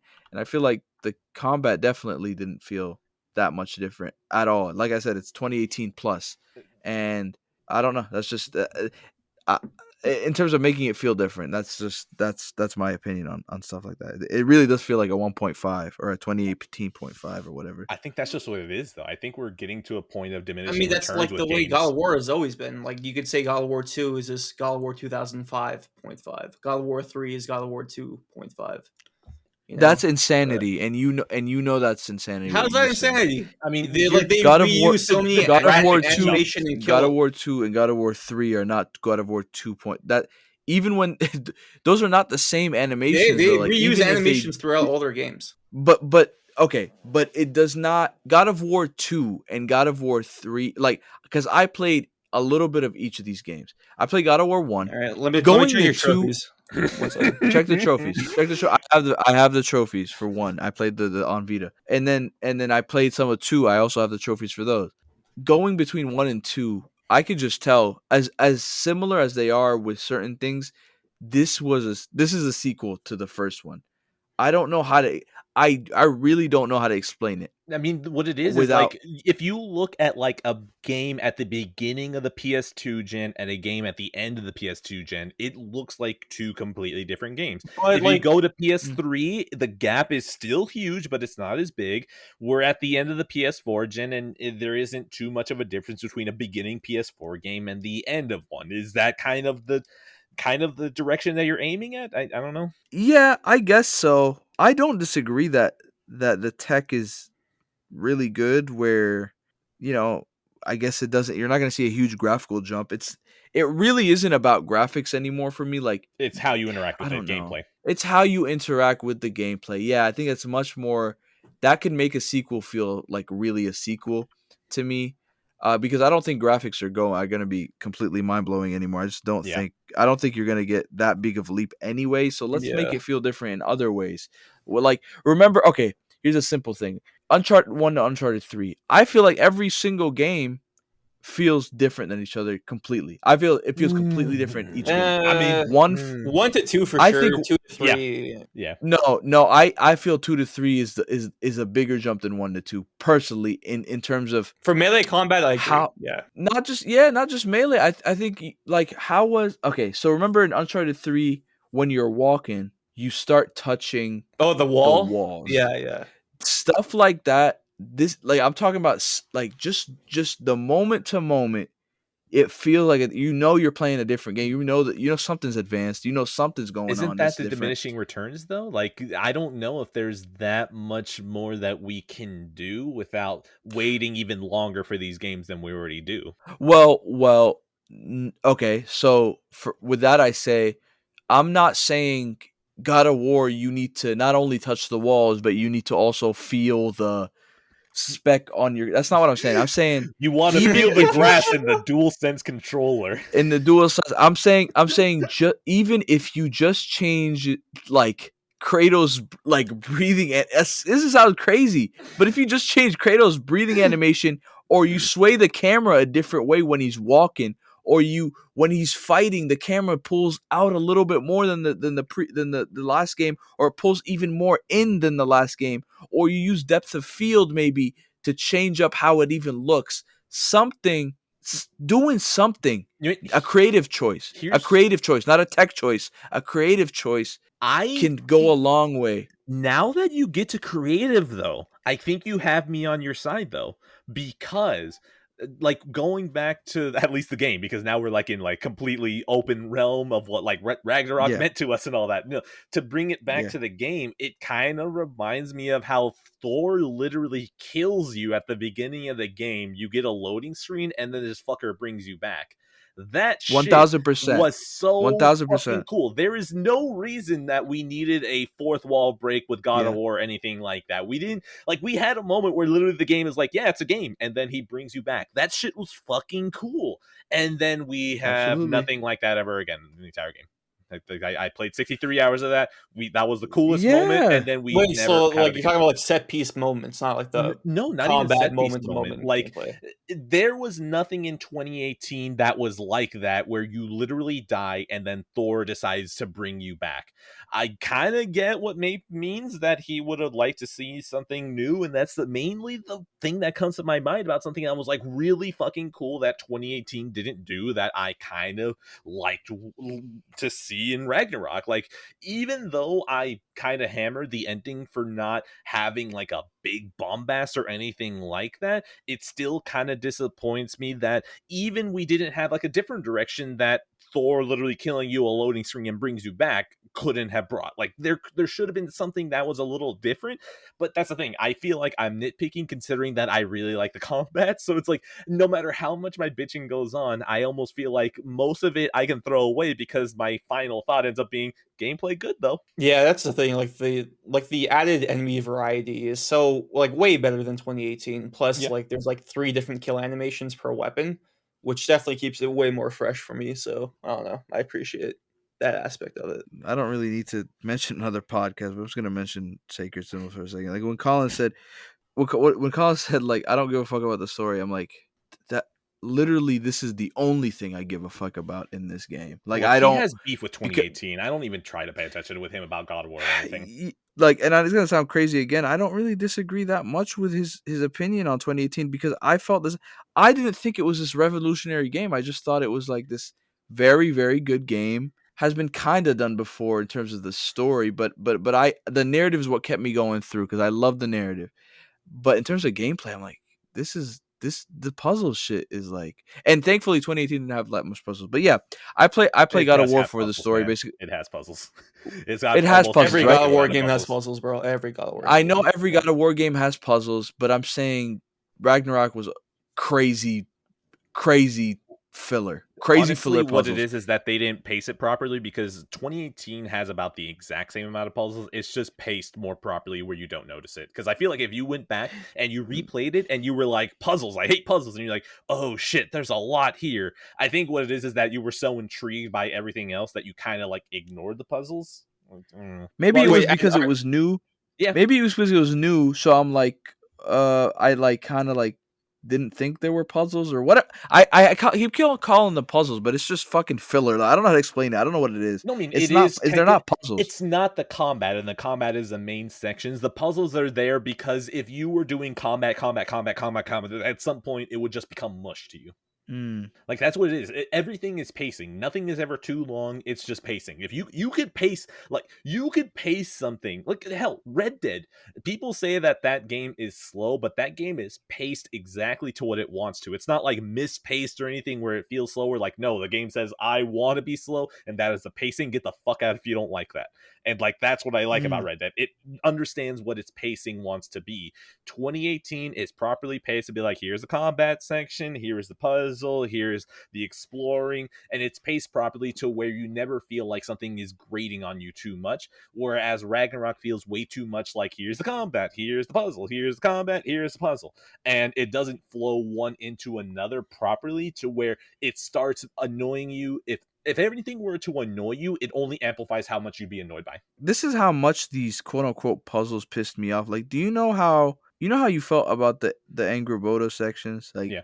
This is the level of rage that I used to, of cancer. You called those sections cancer. I really felt like they were cancer every time, and I started to dread boss battles, because I'm like, right after this boss battle, I know they're I gonna need come to up go with throw some an axe bullshit. at a thing to freeze. Oh my god, and I knew it was coming, and it came, and I'm like, holy shit, this is not what I, you know what I'm saying? This is I don't like this at all, and that, but but it's just like, yeah. So that's just how I feel about those filler puzzles. I know a lot of people don't think that way.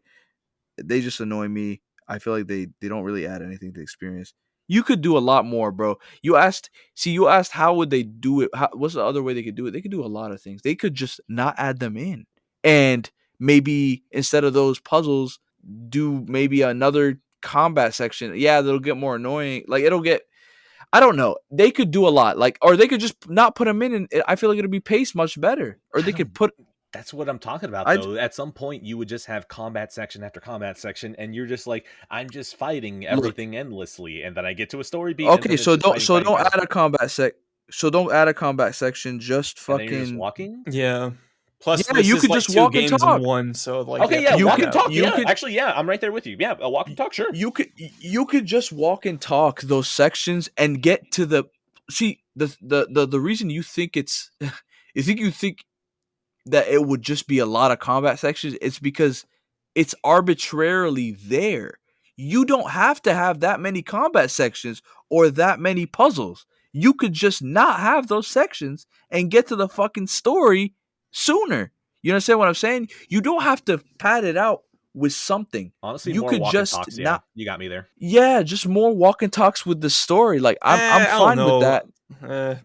I don't. I'm whatever. fine with that. Yeah. Well, the thing about the puzzles is like they even stop the narrative and they even stop the conversations Yeah, if they until you spoke finish with the more puzzles. if they spoke on the puzzles, that'd be okay. Yeah, exactly. If they did that, I'd be like, well, I'm listening to something at least. Well, Bro, they do stop that sometimes. everything. They definitely do that sometimes. No, but what ends up happening is like you'll Sometimes. speak, and then Atreus is like, "Hey, throw your axe here, you idiot! You fucking stupid moron! Throw your goddamn axe here because you're stupid." And you're Well, like, man, yeah. you guys really, you guys could have toned this down with Yeah. solving the puzzles for me, couldn't you? That happened to me only like a few times because like honestly the puzzles weren't even that hard. I know like they're kind of filler, but the Dude, they're dialogue not kind of carried me hard, through. but the problem is that the Yeah. game thought they were so much harder that as soon as I walk into the puzzle, Atreus is like, "Hey, throw your axe here, you stupid fucking." It's like I just got Yeah. here, son. Can I breathe for a second, please? Can you go back to talking instead of immediately yelling at me to throw my axe somewhere, please? Like, I am annoyed Yeah. with that. Like, that's the thing. True. I have no problem with the puzzles, but to be fair, the puzzles being done silently, yeah, you know what? I kind of stop and think about it. Yeah, I kind of would prefer it if, like, Mimir was giving us more story stuff. And then I think, honestly, yeah, sure, I finished the game at 63 hours. If you cut it, okay, so, like, let's say, like, 10 of those were post-game shit. If you chop the game down to like, that's the thing, I did so much side shit, whatever, if the main story is 20 hours, let's say you could have chopped probably about like 3 hours, and that would have been coming from puzzles and combat sections, and instead having more walk and talk sections. Honestly, I could see the game being stronger if you did that. Yeah, maybe. I don't know. But that's the thing, again, anytime that I have a complaint, I'm like, yeah, about that gameplay though. Yeah, I guess that's the difference between me and yeah. you guys. It's like I don't really have that. Oh, but that gameplay, I'm like, I want to fucking her. Even like some of the combat systems, I'm like, just let me fucking see what happens. Damn, like you don't have to have this shitty enemy came out of nowhere. Why the fuck is he here? It doesn't even make sense. It's still But so okay, weird whatever. to me. What like, I understand what you're saying about zooming out the gameplay and making it faster, but like I'm still curious. Like, if that was done, I almost feel like it wouldn't change anything for you. Wait, like, I don't know like, why. So do you guys like prefer like this new style of combat or like old school God I of War do. combat? I prefer the new one. Okay. I don't prefer. I mean, it's not preference. They're different games, like you said. I just feel like No, but I mean, like, even though different, like- and you could prefer one. Like, I'd be like, I like God of War more than Forza Horizon. They're two completely different genres, but like, I can still prefer one over the other. I guess to me, they're not that either or. From what I played, isn't that crazy gameplay innovation, whatever. Like, I feel like they could both be very improved. I feel the same way on both of them.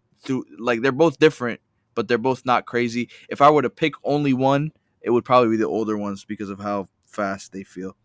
Or like how like I don't know. I press a button and I see a action that isn't like a drawn out anime.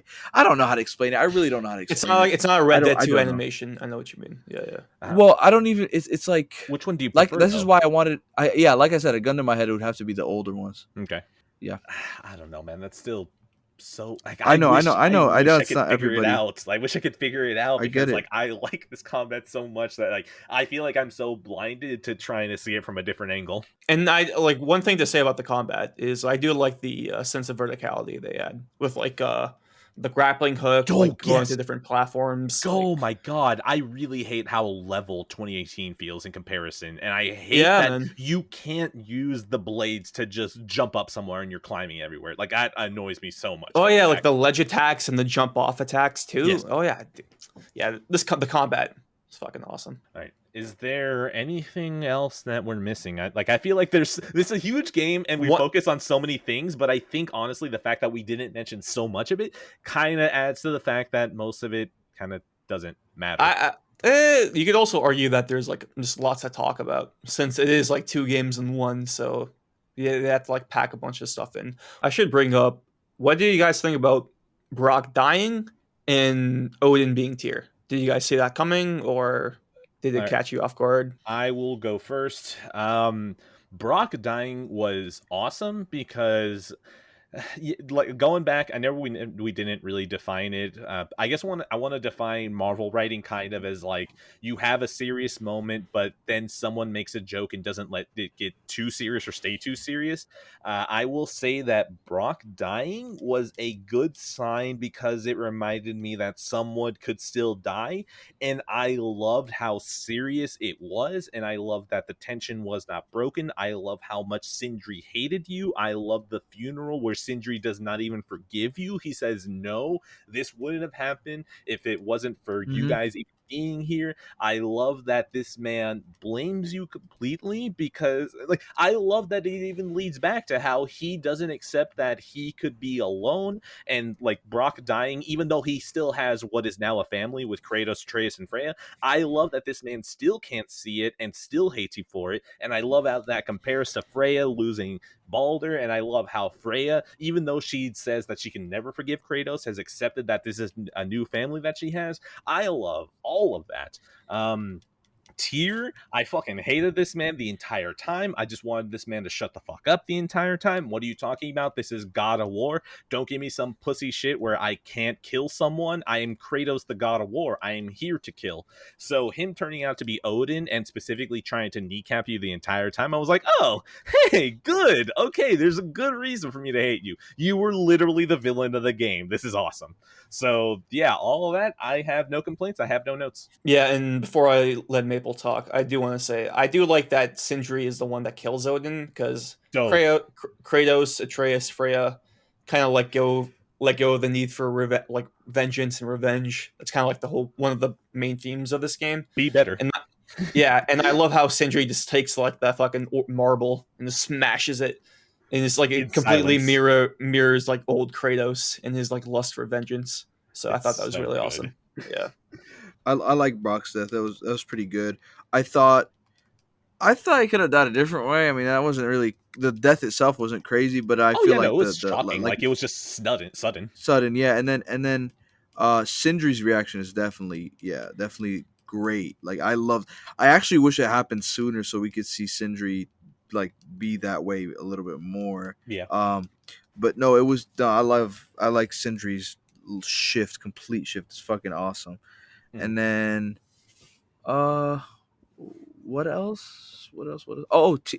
You Tyr talked and about Odin, Tyr. yeah. Yeah, Tyr was fucking annoying. Like you said, but then when it turned out to be Odin, yeah, it turned out to be Odin. I'm like, okay, that makes a little bit more sense. But I feel like, no, yeah, that makes sense. I guess it still didn't make me think it was like wasn't annoying when he talked at first. Like I still think about those moments, and I just want to be like, shut the fuck up, Tyr. Like shut up. I'm trying to listen to like some like I want to get to the real story. You're just talking some bullshit right now. No, do not But no, continue the story. I fuck you. I'm gonna go kill something and yeah. continue the story.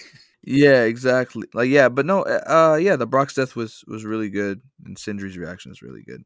It went from Sindri being a fucking lame ass character to Yes. being actually a very great one in a matter of fucking minutes. All right, hold on. I want to see if this is the actual word. Hypochondriac. Hypochondriac are the people that are like afraid of like germs and all that, right? Yeah, it's like Howie Yeah, Mandel like has that so, shit, yeah. right? Yeah. Yeah, okay, yep, there it is. Abnormally anxious about their health. Yeah, he becomes a hypochondriac and then becomes a badass, and all it took was his brother to die. Yeah, like it's also kind of like his fault that his brother doesn't have like Yes! fourth of his soul. So it's like, And that's why he doesn't have an afterlife, which is actually fucking dope. Like, I love that twist. yeah. Well, I mean, not narrative twist, but like, I guess a twist of fate, whatever. Sure, whatever. I Yeah. I love that modifier. Sure, there we go. That's a better word. Yeah, it kind of makes like, oh, Sindri, you kind of like fucked fucked over him your over, brother. Yeah, like you kind of ruined his afterlife. Like, holy shit. And I love that, like, he can accept that he did that. Like, he can accept that he is the reason that Brock is, like, not just dead, like, he's dead. Like, it's so fucking good. I actually kind of wish that there was more of that in, like, the main plot. Like, it kind of, Sindri and Brock are kind of, like, ancillary to everything that I kind of would have liked if there was some sort of more seriousness in the main plot. I'm not going to say kill Kratos because, like, you know, he was never going to die. He was never going to die. Yeah. I don't want to lose that I don't know combat that at all. Oh, really? I don't know that. I thought You guys thought he was going to die? I didn't think he was going to. I was like, dude, I mean, I just want to see if he would. Like, I thought like maybe it would be cool if he did. I don't know. Like, I don't. I'm whatever. Him and Atreus being alive at the end, I'm like, lame. I thought He's supposed to be Atreus the was going to ending. die, He's- if anything. I did think Atreus was gonna die. That's why when he was carrying him at the end after Ragnarok, I thought, oh, he's dead. And then I thought he was gonna transition to him being with his mother or some shit in the afterlife or whatever the fuck. Nope. Just gonna say bye, Dad. All right. I kind yeah. of like gave it like 40% chance that Kratos would die. Me walking into the game, like not even like in the middle of the game, I was like, I could see Kratos dying. And you know, the further along I got with the game and with being left with Atreus' gameplay, I was like, man, I really hope they don't kill Kratos. And then getting to the end, I kind of wish that he had died, at least for the narrative. I was like, yeah, you know what? If you kill him, the narrative is going to get probably an extra shot. Like, I'm okay with that. I guess I'll fucking deal with Atreus' gameplay when it comes to it if we get another game. But, like, I kind of would have liked to see something more final because, like, by the time you're done with Ragnarok, it's like, yeah, that was pretty clean. We lost one comic relief character. Like, that was pretty much it. Like, Freya's still here. Angerboa's still here. Most of the Asgardians with names are still here. Like, yeah. It was kind of clean. So what the fuck was that? What the fuck was that kid's problem? What the fuck was he? Why was he there? Who? The Oh, blonde that kid. blonde kid. Yeah. What the fuck? The refugee. The refugee. Yeah, he's a representation for the normal Midgardians at Asgard. Yeah, like, they're being used by Odin. That's like probably his only point of him being in the game, pretty much. You need to give them a face, I guess. Like, that's it. Like, that's the only reason he's there. Like, anything else. Like, this man, every single time he had a line, it's like, we just have to give him partial characters so you have a face to add to it. Like, that's it. Yeah, it's kind of like, because, like, during that moment, Kratos is like, we're not going to kill innocents. We don't do that anymore. Because, like, old Kratos would be like, all right, fuck this guy. Like, he would just fucking just, like, decapitate him right away. There's blood in that, man, and it could be used to upgrade my blades. I'm going to kill him. Yeah, exactly, dude. Fucking exactly. So, I kind of do like that, but I kind of agree. It, like, when he first showed up, I was like, oh, okay. This is going to be a character. Okay.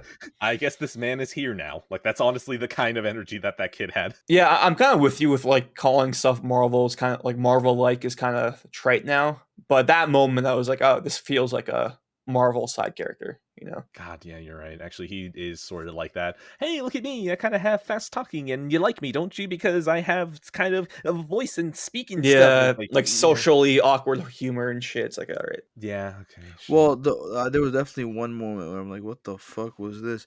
It's when Atreus was argued with his dad, and then he went to his room, and you thought it was gonna be this fucking really good, cool moment of just Atreus like talking out loud or thinking. Yes, actually. And, that's so ruined. And then fucking Sindri's in the background. And he's like, I'm like, what the fuck are you doing in the room, bro? Get out of here. This shit pissed me off. You know, in that same that's breath, about it. Shout out to the scene where Kratos actually gets that scene that we wanted for Atreus, where he's just sitting there in silence. Fucking awesome! Yes. Like, Yeah. that's exactly. That's I kind was of why praying I that nobody.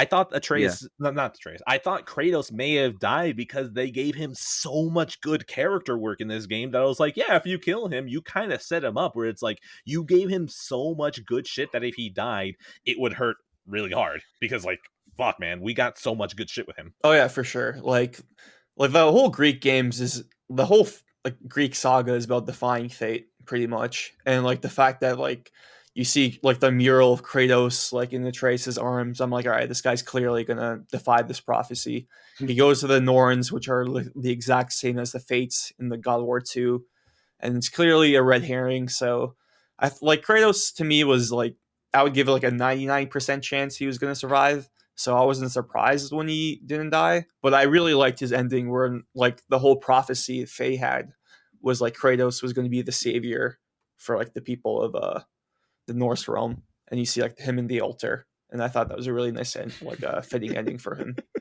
I'm sorry. I love the idea that you brought up about Faye knowing how Kratos was, and she's like, I'm going to create a fake prophecy where you die, so I know for sure that you're going to defy that and show up and be a good man by the end of it. Yeah, that's one thing I'm confused about. Did like she make that one, or did Angraboda make that fake prophecy? I mean, Angraboda probably made that fake prophecy because she's like, I just draw these things. And then the actual prophecy at the end was probably Faye. Okay. Yeah, like, you're probably right. Yeah, because it's Faye making those murals, right? Those shrines. Yeah. No, yeah, I mean, okay. I don't know, man. They say giants. I'm still somewhere through 2018, and it's kind of implied that, like, if all the giants are gone, Faye is a giant. I'm going to assume that she's the one doing it because we have, 3 giants in the game that we know of. Atreus definitely isn't making these. Angraboda, we already know which one she made. So, yeah, Faye seems like she'd be the logical explanation of who's still making those. Were you guys surprised we saw Faye in this game or no? I saw her and I was like, oh, yeah, we didn't see her at all in 2018. Yeah, that's how I felt too. That's all. But yeah, okay, cool. Yeah, I thought she was gonna be like, especially in the end, like one more big flashback. Yes, like I still feel like her past is kind of a mystery. Like we do like every question answered. This gives me like 2 more questions. Yeah. So I'm just like, they're probably never gonna explore that thread again. So I was like, okay, we saw Faye. That's good enough. I will say though that the entire side quest where you're helping those ghosts in that like what in the crater, feels, the DLC island.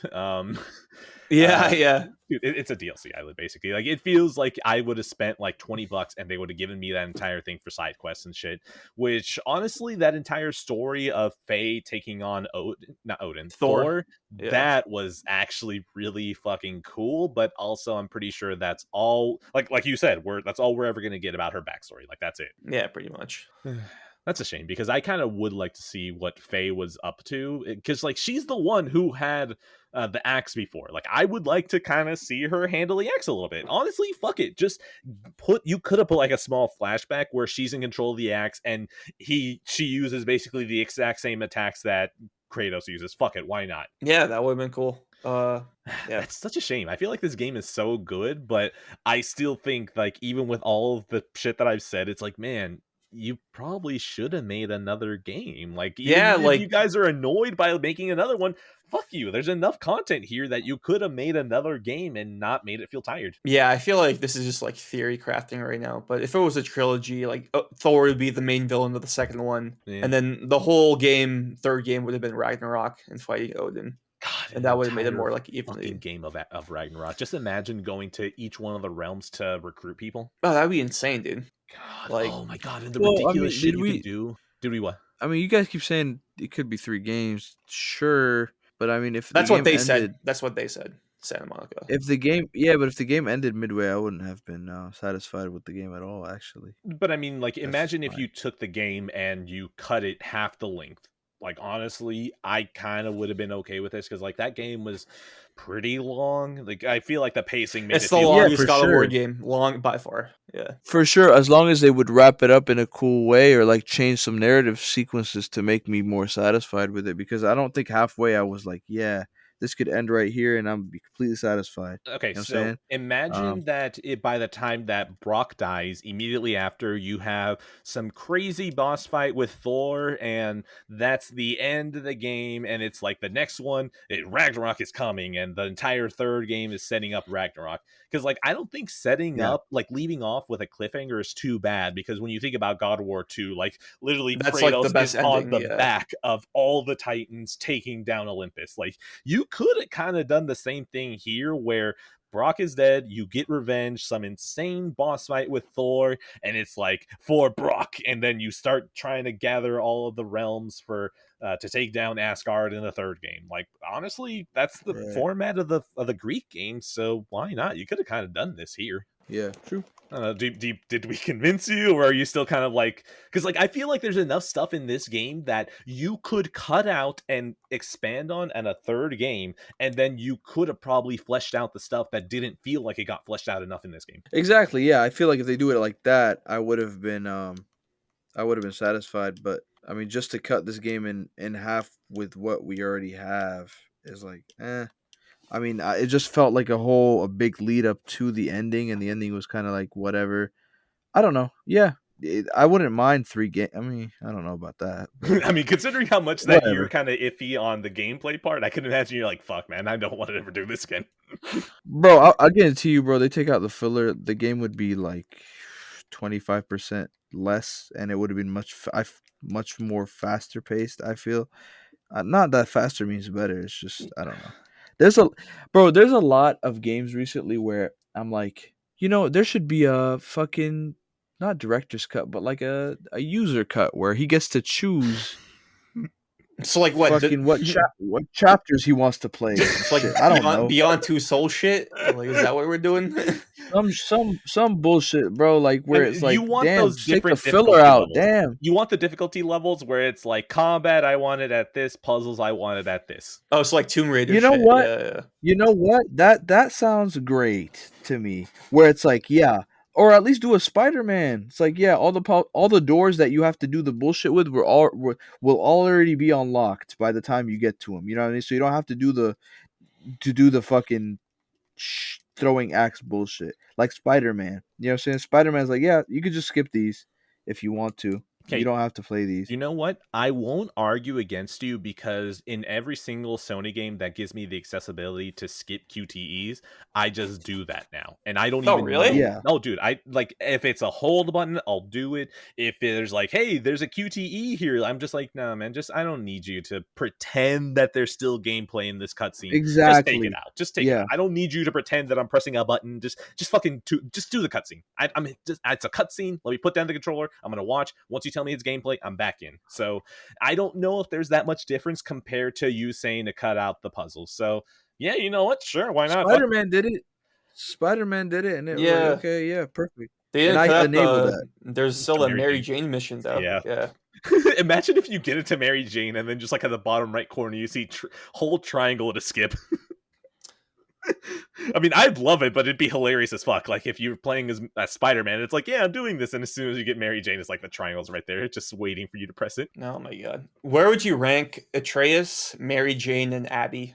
Rank those 3. I mean, obviously, Atreus at the top. Okay. Then Mary Jane way further down, and then I don't acknowledge the rest. Oh my god, dude. Dude, you don't Oh understand. my- Okay, look. The Last of Us Part 2, I played the entire first game on hard. I went to survival. I did Grounded. I did Grounded Plus. Like, I did all that shit. Last of Us 2, I did it up to hard. I played with Abby on hard for an hour, and I was like, can we just hurry up this fucking story? And I drop it down to the easiest difficulty, and I fucking was like so annoyed the entire time. Yeah, not to get in a tangent, but I was like, I'm not crazy about Abby either, but I might have to say like her sections might be more fun to play. Oh yeah, I don't know. No, that's the thing. They're way Yeah. more gameplay Huh? engaging than the first one. 1000%.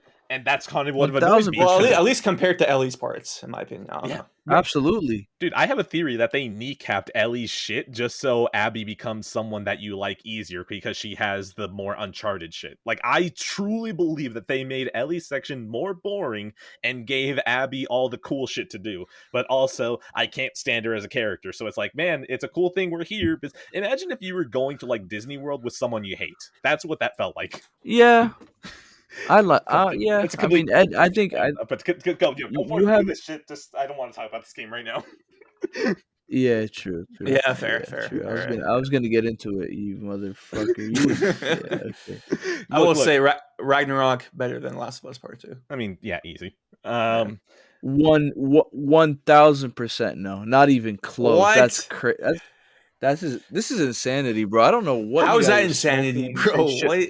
When you say shit like that shit pisses me off. It's not a chance in hell this game is Oh even wow! Just remotely because close to that. Ellie was able to take off her shirt without it clipping into her, it's a better game. Yeah, sure, okay. Yeah, just ignore all the That's parts funny. in Last of Us Part 2 where you have to like move a fucking garbage dumpster. Yeah, great puzzle design, Oh, Naughty Dog. Hey, Maple. They have a those are Jew horrible. in The Last of Us 2. You can't like it. That's funny. Oh, Yeah. wow. We got you. Look. As long as she isn't a Zionist, it's fine, bro. I love the Jewish people.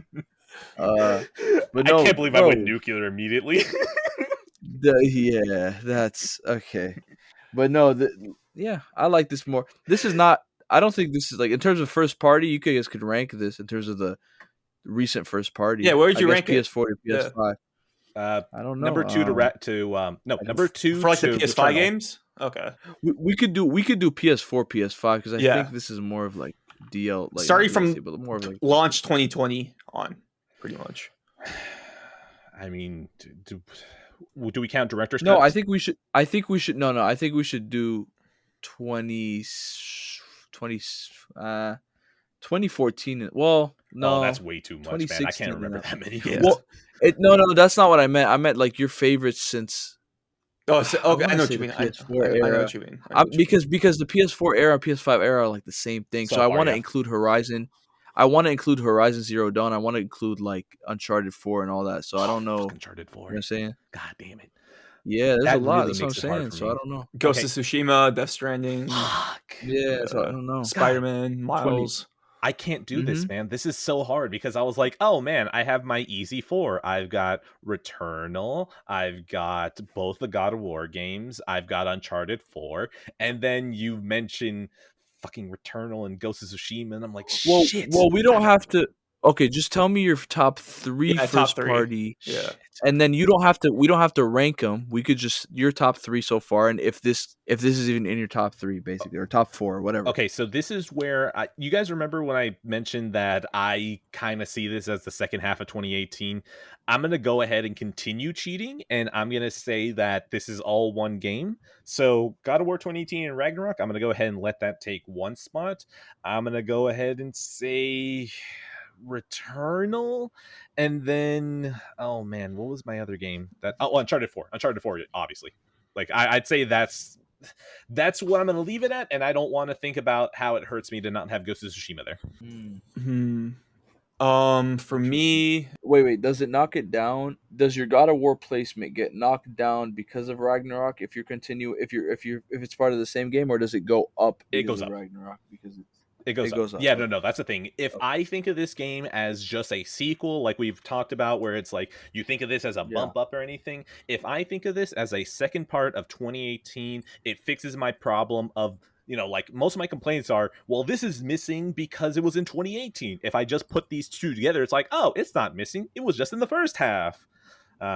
Also, shout out to Death Stranding. Okay. It hurts me not to have you on here either. Ugh, it's so many fucking good games. It hurts. All right, so now I'm curious. No, what are you guys' answer? yeah, Maple, go. in terms of I mean, It's hard, isn't it? yeah, I guess this could go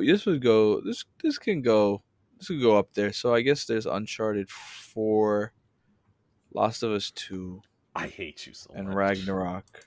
Ragnarok would be all. in Wait, the does same Last of Us sphere. Part 1 count? I mean, if you want to, sure, why not? I Like, think if you it's- want to talk the yeah, remake, if you sure, want go to. for it. Yeah, We could. I guess we could just say it's literally across your 3 favorite generations. first party. Yeah, we could go first party games. I mean, first party. No. Then No, it that wouldn't just be fair opens up because I way think too much, Uncharted, man. That opens way too much. Uncharted 2, yeah, because then it'd be Uncharted 2. I can't do that. Yeah, so recently, I guess, Like it's PS4 fresh in gen my ahead. mind. Yeah, PS4 gen ahead, exactly.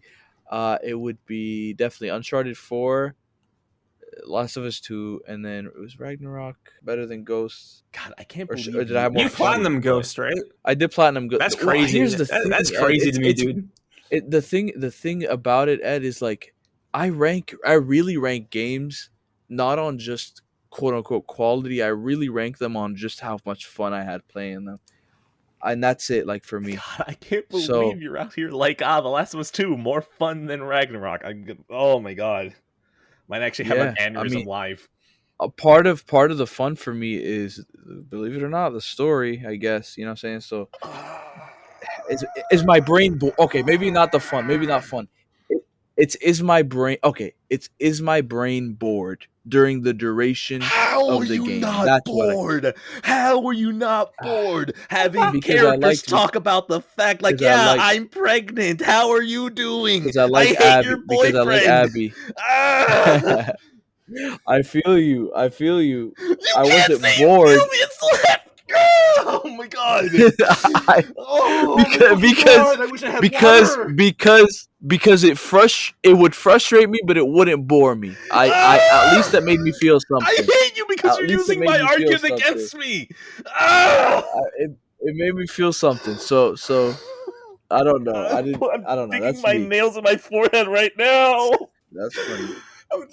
That's funny. For Is it top 3? Is it top 3? Maybe. You said it was top But then I remember Detroit exists, and I think Detroit might be. Oh my god. and I Oh no. and I had a lot of fun with Detroit. Believe it or not, I was not bored one way through Detroit. Yeah, so I'll I give it think credit, man. The presentation in that game is pretty good. that had me intrigued the whole way. So that has to be up there. It's in top 5. It's definitely top 5. It could be 5 in my top 5, number 5 or something, number 4. Give me your top But 5. I don't think it's I'm top 3. heated. I am actually literally physically heated. I am sweating a little bit. What is your 5? Okay.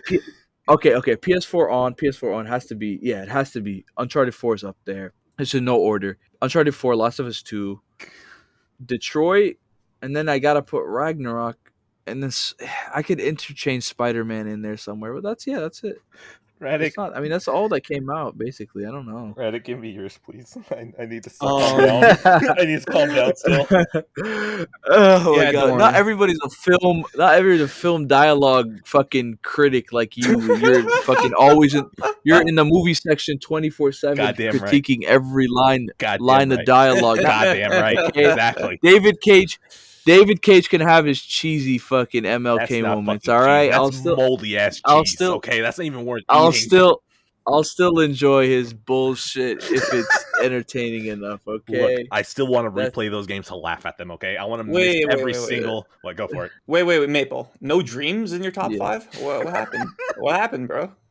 Yeah. So No, that's the thing. unfortunately, Every single game he actually played with. every single game is in dreams. Yeah, I was about to say it kind of is like a. Okay, I see. When I say Sony first party, I just mean dreams, and then under it is the games. You know what I'm saying? Maple's Oh, yeah, never yeah, bought a yeah. Sony game. He's only played the recreations that they have in Dreams.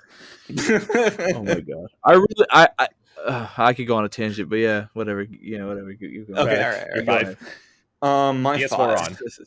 PS4 on. I don't want to count the remakes, so I'm not going to count Demon Souls or Shadow. Or, I mean, you probably could. Like, you but yeah, that's too boring though. Tsushima's definitely up there, for sure. I like that more than I like it more than Infamous 1 and Second Son. I mean, Maybe both not are- Infamous 2. Infamous 2 is great. I'd honestly take Ghost over Infamous 2, and I really like Infamous 2. Yeah, I'm You probably. take what? You take what over Infamous 2? I'd take Ghost. Oh. Yeah, I can see that. Oh no! You're crazy. You're crazy. What? Yeah. Well, you're not crazy. Look, you're look, not look. crazy. You're not crazy. But but it's like it's not my opinion. But you're not crazy. I But like it's my like, sword combat more than I like third-person lightning. That's just what it is. Yeah, but you get like ice There is- powers and shit. Like, yeah, I don't think Ghost has an ounce of creativity bone in his body that Infamous 2 had. But No, but that's the thing. it doesn't mean it's not a fun game. I like the cliches. Like, I really like Japanese cliches. Yeah. Like, I really like samurai shit. Like, that's that's in my realm. it's honestly. Samurai Sly Cooper, dude. True. Like, And the way true, you, true. And I played it on the hardest difficulty, so like I really fucking love that combat. I got deep in that combat. I get it. All right, so I platinum the game, but go ahead. So yeah, whatever. Ghost, Uncharted 4, obviously, Ragnarok probably. Shout out to Sackboy as well, the goat. now is that a shout out or is that a placement? That's a shout out. No, I can't say a placement. Okay. Same with Astro's Playroom. Like, if that game Yes, was shout actually like out. Absolutely. a $70 Yeah, game, true. that would have been a placement. But it's only a demo, so it's a shout out. And then for the last two, maybe not maybe Death Stranding for sure, because it was like so unique and different to me. Yeah. It makes me so pained to not have that one or Ghost on top 5. And then I would probably have to pick. Oh, and for Death Stranding, I actually played that game twice because of the director's cut, and it made me like it even more. Dope. And then I was gonna say Spider-Man, but I probably would pick Miles Morales over Spider-Man 2018. I don't know. I feel like with Spider-Man 2018, there's like too much padding, too much like I don't know, bullshit. Because like I feel like Filler. filler exactly. Because I actually do think the Arkham games are better than Spider-Man, They like in terms of like, Absolutely. yeah, like side content missions, like side villains actually showing up and meeting and having like meaningful roles. One thing that annoyed me about Spider-Man is that the Batman Arkham games have like quick fire gadgets, so you can just press L1 square and do like a batarang, L1 triangle and do like your fucking explosive gel shit. Yeah. But in Spider-Man, you have to go out, use a weapon wheel. It's like, all right, it kind of like disrupts the flow of the combat for me. So that's always been like a pet peeve of mine. And I think Miles Morales is just like tighter experience. I actually really cared about the characters and the story. I thought it was really well done.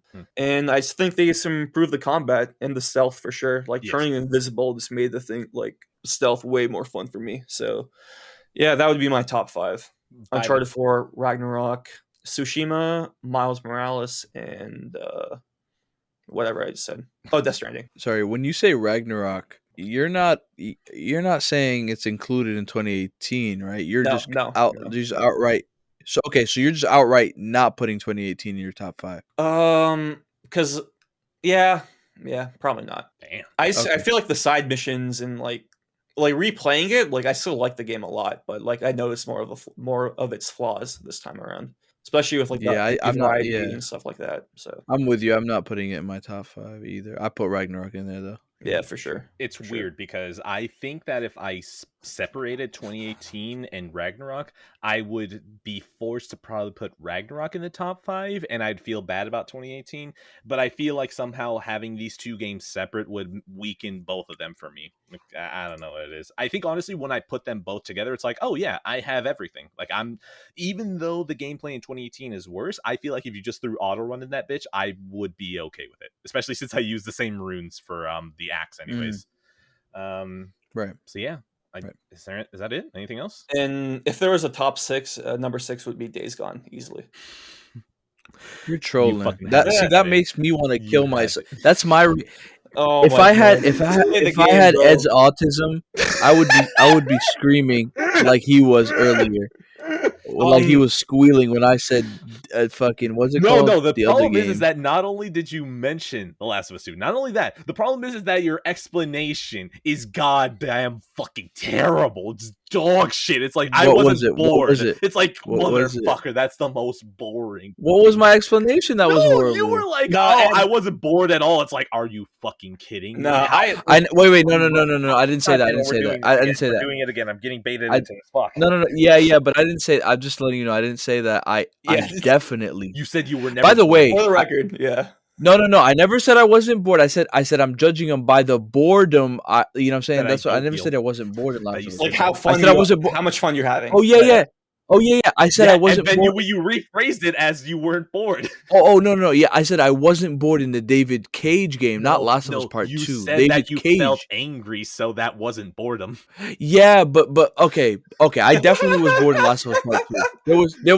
I was definitely bored in Last of Us Part 2. By the way, if we wait. It's yeah, because I was about to say, by the way, all PS4 games and up don't even hold a candle The to PS3 games. PS3 Yep, and back. I agree with Exactly. you. Yep. Because PS4 and up, I'm bored. All the top 5 games have I could Adding take out issues. 25 to 25 to 30 to 35% percent of the game, and that's how much bored I was in all of those games, by the way. Shit. That's just me. So yeah, I was bored, but I was also bored with all the other games besides maybe what's it called? That David Days Cage Gone, game. right? I was not as bored. Yeah. No, bro, Days Gone. I couldn't fit. I was so bored in Days Gone. I can't. I can't What? do that Oh at man. all. All right. Yeah. That's another. Well, speaking of autistic tangents, this is my last question. I promise you, Ed. After beating Ragnarok, do you guys like even see the God of War show live action even working at all? Like, because the more I think about it, it has to be like the most expensive show to like make it even work. Fine, You know? why not? I'll actually answer the question. I don't. And it fucking depends know, on man. what era they start at too. So. That's the thing. Like, why are you doing this show? Like The Last of Us is over there. You're doing that show. If you're gonna do parent and kid, like, do we need parent and kid in Norse? Like, do we really need that? I don't know, man. Like, sure, they're two different shows, but if people see the PlayStation logo, are they gonna see that? And then when they see the Ghost of Tsushima the movie, are they gonna be like, oh man, now it's parent and kid in Japanese times? Like, I don't know, man. I don't know how you make this And then show. what the fuck? I don't know how you make the show. Yeah, how the fuck are you gonna make the VFX and fucking the VFX has to be crazy if you're gonna do live action, right? And then We're complaining about the fact that Ragnarok doesn't have enough like huge moments. You're gonna tell me the fucking Amazon show is gonna be able to do that? yeah, exactly. And it's like, who do you even cast? I don't You know, know. like because he has to be like built I and don't Whatever. know. Who cares? Yeah. Jason Momoa. Who cares? Who gives a? I mean, here I'm gonna make a bigger question than Radix. Do you guys think gaming is going to be good after beating this game? Because after beating this game, bro, on some real shit, I just don't. If first party's gonna stay like this, I don't know if gaming is for me. Like this shit is so. There's a lot of. I'm talking about boredom. I am really starting to get bored with this formulaic shit. Like I felt it a lot in Last of Us 2. I felt it a lot in Uncharted 4. I felt this has remnants of Uncharted 4, bro. Like there's something wrong where I don't know if it's the Naughty Dog effect. I don't know what's going on, but there is a lot of boredom in these games, like a lot of filler, bro. I just don't get it. You would like Returnal. Yes. Really, Yes. yeah. Where's the fun? Yeah, Returnal. I like Returnal. I liked Returnal. I didn't beat it yet, but I'm liking Returnal. I it's just pure gameplay. I enjoy it. I almost platinum Resogun. I like that game too. But yeah, no, I just don't get it. They have to switch up the formula. I mean, Yes, they are like all these live service games. Yeah, dude, make these games. Well, I'm talking the story games. They gotta cut these games in half. Just Yes, everything. I agree. that's why I'm saying Cut 'em Lost in Legacy, Miles Morales kind of games. Is that what Yes. you want? Okay. Actually, Yes, but with more production. Like put the production quality not in length, but in Spectacle. in the game. cut in down gameplay. 10 hours in the game and take that budget to give me 3 dragons I chase at the same time. Exactly. Exactly. That's exactly what I'm saying. Exactly. Yeah, and cut out the fucking filler. Like, goddamn, like I can't do this shit anymore. Make these games shorter. It's yeah. Yeah, but like I feel like with like games costing $70 now, people are always going to expect a game to be like 20, 30, 40 hours. I just don't Really? see. I don't agree. I don't agree at all. The problem is I don't that agree we're old one enough bit, where we have actually. less time now. So people who have more time are like, "What the fuck, man? $70 Exactly, game's like 10 yeah. hours." Well, like when you said the Assassin's Creed shit, I don't think those games sell because of how long they are. I probably really man. don't. Like, Those- do you know so many? Do you know? I enough don't casuals, agree. Man? Like, I've heard people in my work chat. They're I like, really do. "Oh, that game is short," and it's like, "Are you fucking kidding me?" Like, it was Miles Morales, and it's $50. I don't know What's any wrong with you? gamers in real life. I don't know any gamers in real life like that are besides like I only know you guys on the internet, and I can tell you the longer a game is, the longer these people are just not gonna finish. Like they just don't want to. But they still buy it. Yeah, that's the thing. They buy it because they know, like, Because- oh my god, because it has it's this a many name. hours. That's not why they buy Assassin's Creed. That's not why at else all. do they? If the games aren't good, why else are they buying them? Because well, first of all, game not being good is objective, but especially the older ones, it built a reputation not because of how long they weren't that long before. No, but now they are. They were not as Now long. they are, and they're even more successful. Yeah. Well, they're more successful because gaming as a whole is more successful, not because they're longer. That's not it at all. It's like saying Call of Duty. Why do people? Because Call of Duty, because it's reliable. It's so many hours every year. You have to buy it for the multiplayer, yes, but you have to buy a Call of Duty, especially casual, because it's Assassin's Creed, Call of Duty, and then some fucking Madden. Those are the games. You want your third person, your first person, and a sports game, and that's what you buy. And that's what you buy. That's it. That's all you buy every year. It's yearly. I mean, I buy my $70, and this is what I play for the next year, and I get my money's worth. Why am I going to spend $70 on a 10-hour game that I'm only going to play once and then never come back to? I'm going to spend my 70 on FIFA and just play the ultimate packs and do that for the rest of the year until I spend another 70 on it again. I don't know. I don't think. Don't worry, I'm right there with you on the Doomer shit though. Like, I'm right there with you where I feel like gaming is getting worse, and hey, could please someone release another good game? Like Ragnarok is good, but even then, with how much we've bitched this entire time, it could have been that good. Still fucking good though. Yeah, but could have been that. It could have been better. The Doomer part, I do agree with, because like I do see like there's like this infographic or like an image is like all the horror games next year, and then it's all like remakes. So it's like Resident Evil 4, Silent Hill 2, Alone in the Dark. Callisto looks cool. Yeah, Callisto looks really cool. Is like not Dead Space, but it's like it is from the original guy. But like if you remove Dead Space remake from the picture, it looks better. But with it being there, it's like, oh, we're getting 2 Dead Spaces. It's like, yeah, I would rather just buy Dead Space. You guys are more excited to Dead Space than the Callisto. I'm not excited for either of them, honestly. I'm just like, hey, I hope the Dead Space I'm not remake is good, so I can actually play it because I never played the original. There's some maybe it's because it's a new IP, right? Maybe that's the thing. But like, I'm not excited for Callisto. Yeah, it's like Pepsi though. I mean, okay, maybe not even Pepsi because like it's like Back 4 Blood from Left 4 Dead. Yeah, there we go. That's a better way to phrase it. It's like, well, we didn't make. Really? I mean, yeah, because like it's the same guy who made Dead Space. He's like, well, I can't have the Dead Space IP, so I'm gonna make my own Dead Space with blackjack and hookers. Okay, but that's probably one of the most AAA games I've ever seen as of late. I don't know how like well in the trailers, like I really haven't seen. I'm excited for it because A, it's a new IP, and B, it seems like there's a lot of production quality behind it. They're using Sony's motion capture, whatever the fuck. But it looks like from the gameplay and animations I've seen like okay, damn, like this is something you new. Like that least. It looks big budget kind of. Well, big budget and new IP basically, and it looks like there's actually some creative shit going into it. Like when I see the death animation shit, it's really it just looks really good. I'm not buying it the first day for sure. Like I don't buy horror games, but I'm saying like as a concept, like as an idea, like I'm like, damn, finally something. Like I guess I never played Dead Space, by the way. That's why maybe it's appealing more to me. So okay, I don't know. That's the thing.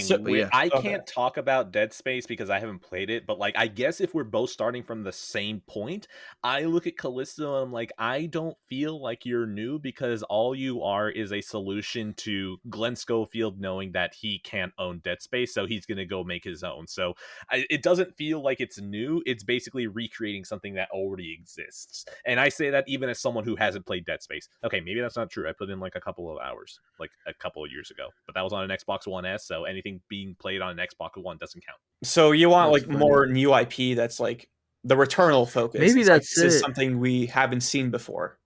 That's like would make you less doom and gloom. I guess. I mean, even Returnal isn't that crazy, but yeah, at least it's new. Returnal, I will say, is new, at least for games, because if I look at that, that's fucking like just Alien. Like that's just Alien. They stole all of Alien and they just put the entire artwork for that. Which honestly, hey, Uncharted is just stealing Indiana Jones, and I would never say that's not original. So and God of War is stealing Scorpion King. David Jaffe literally said that. Yeah. Wait, seriously, he really did? Deadass. That was like one of his main inspirations. I never want to know that that's how God of War was inspired. I'm going to strike that from my mental record. I don't want to think about the Rock's CGI face monstrosity. And it's like, yes, I'm going to make Sony's premier first-party game.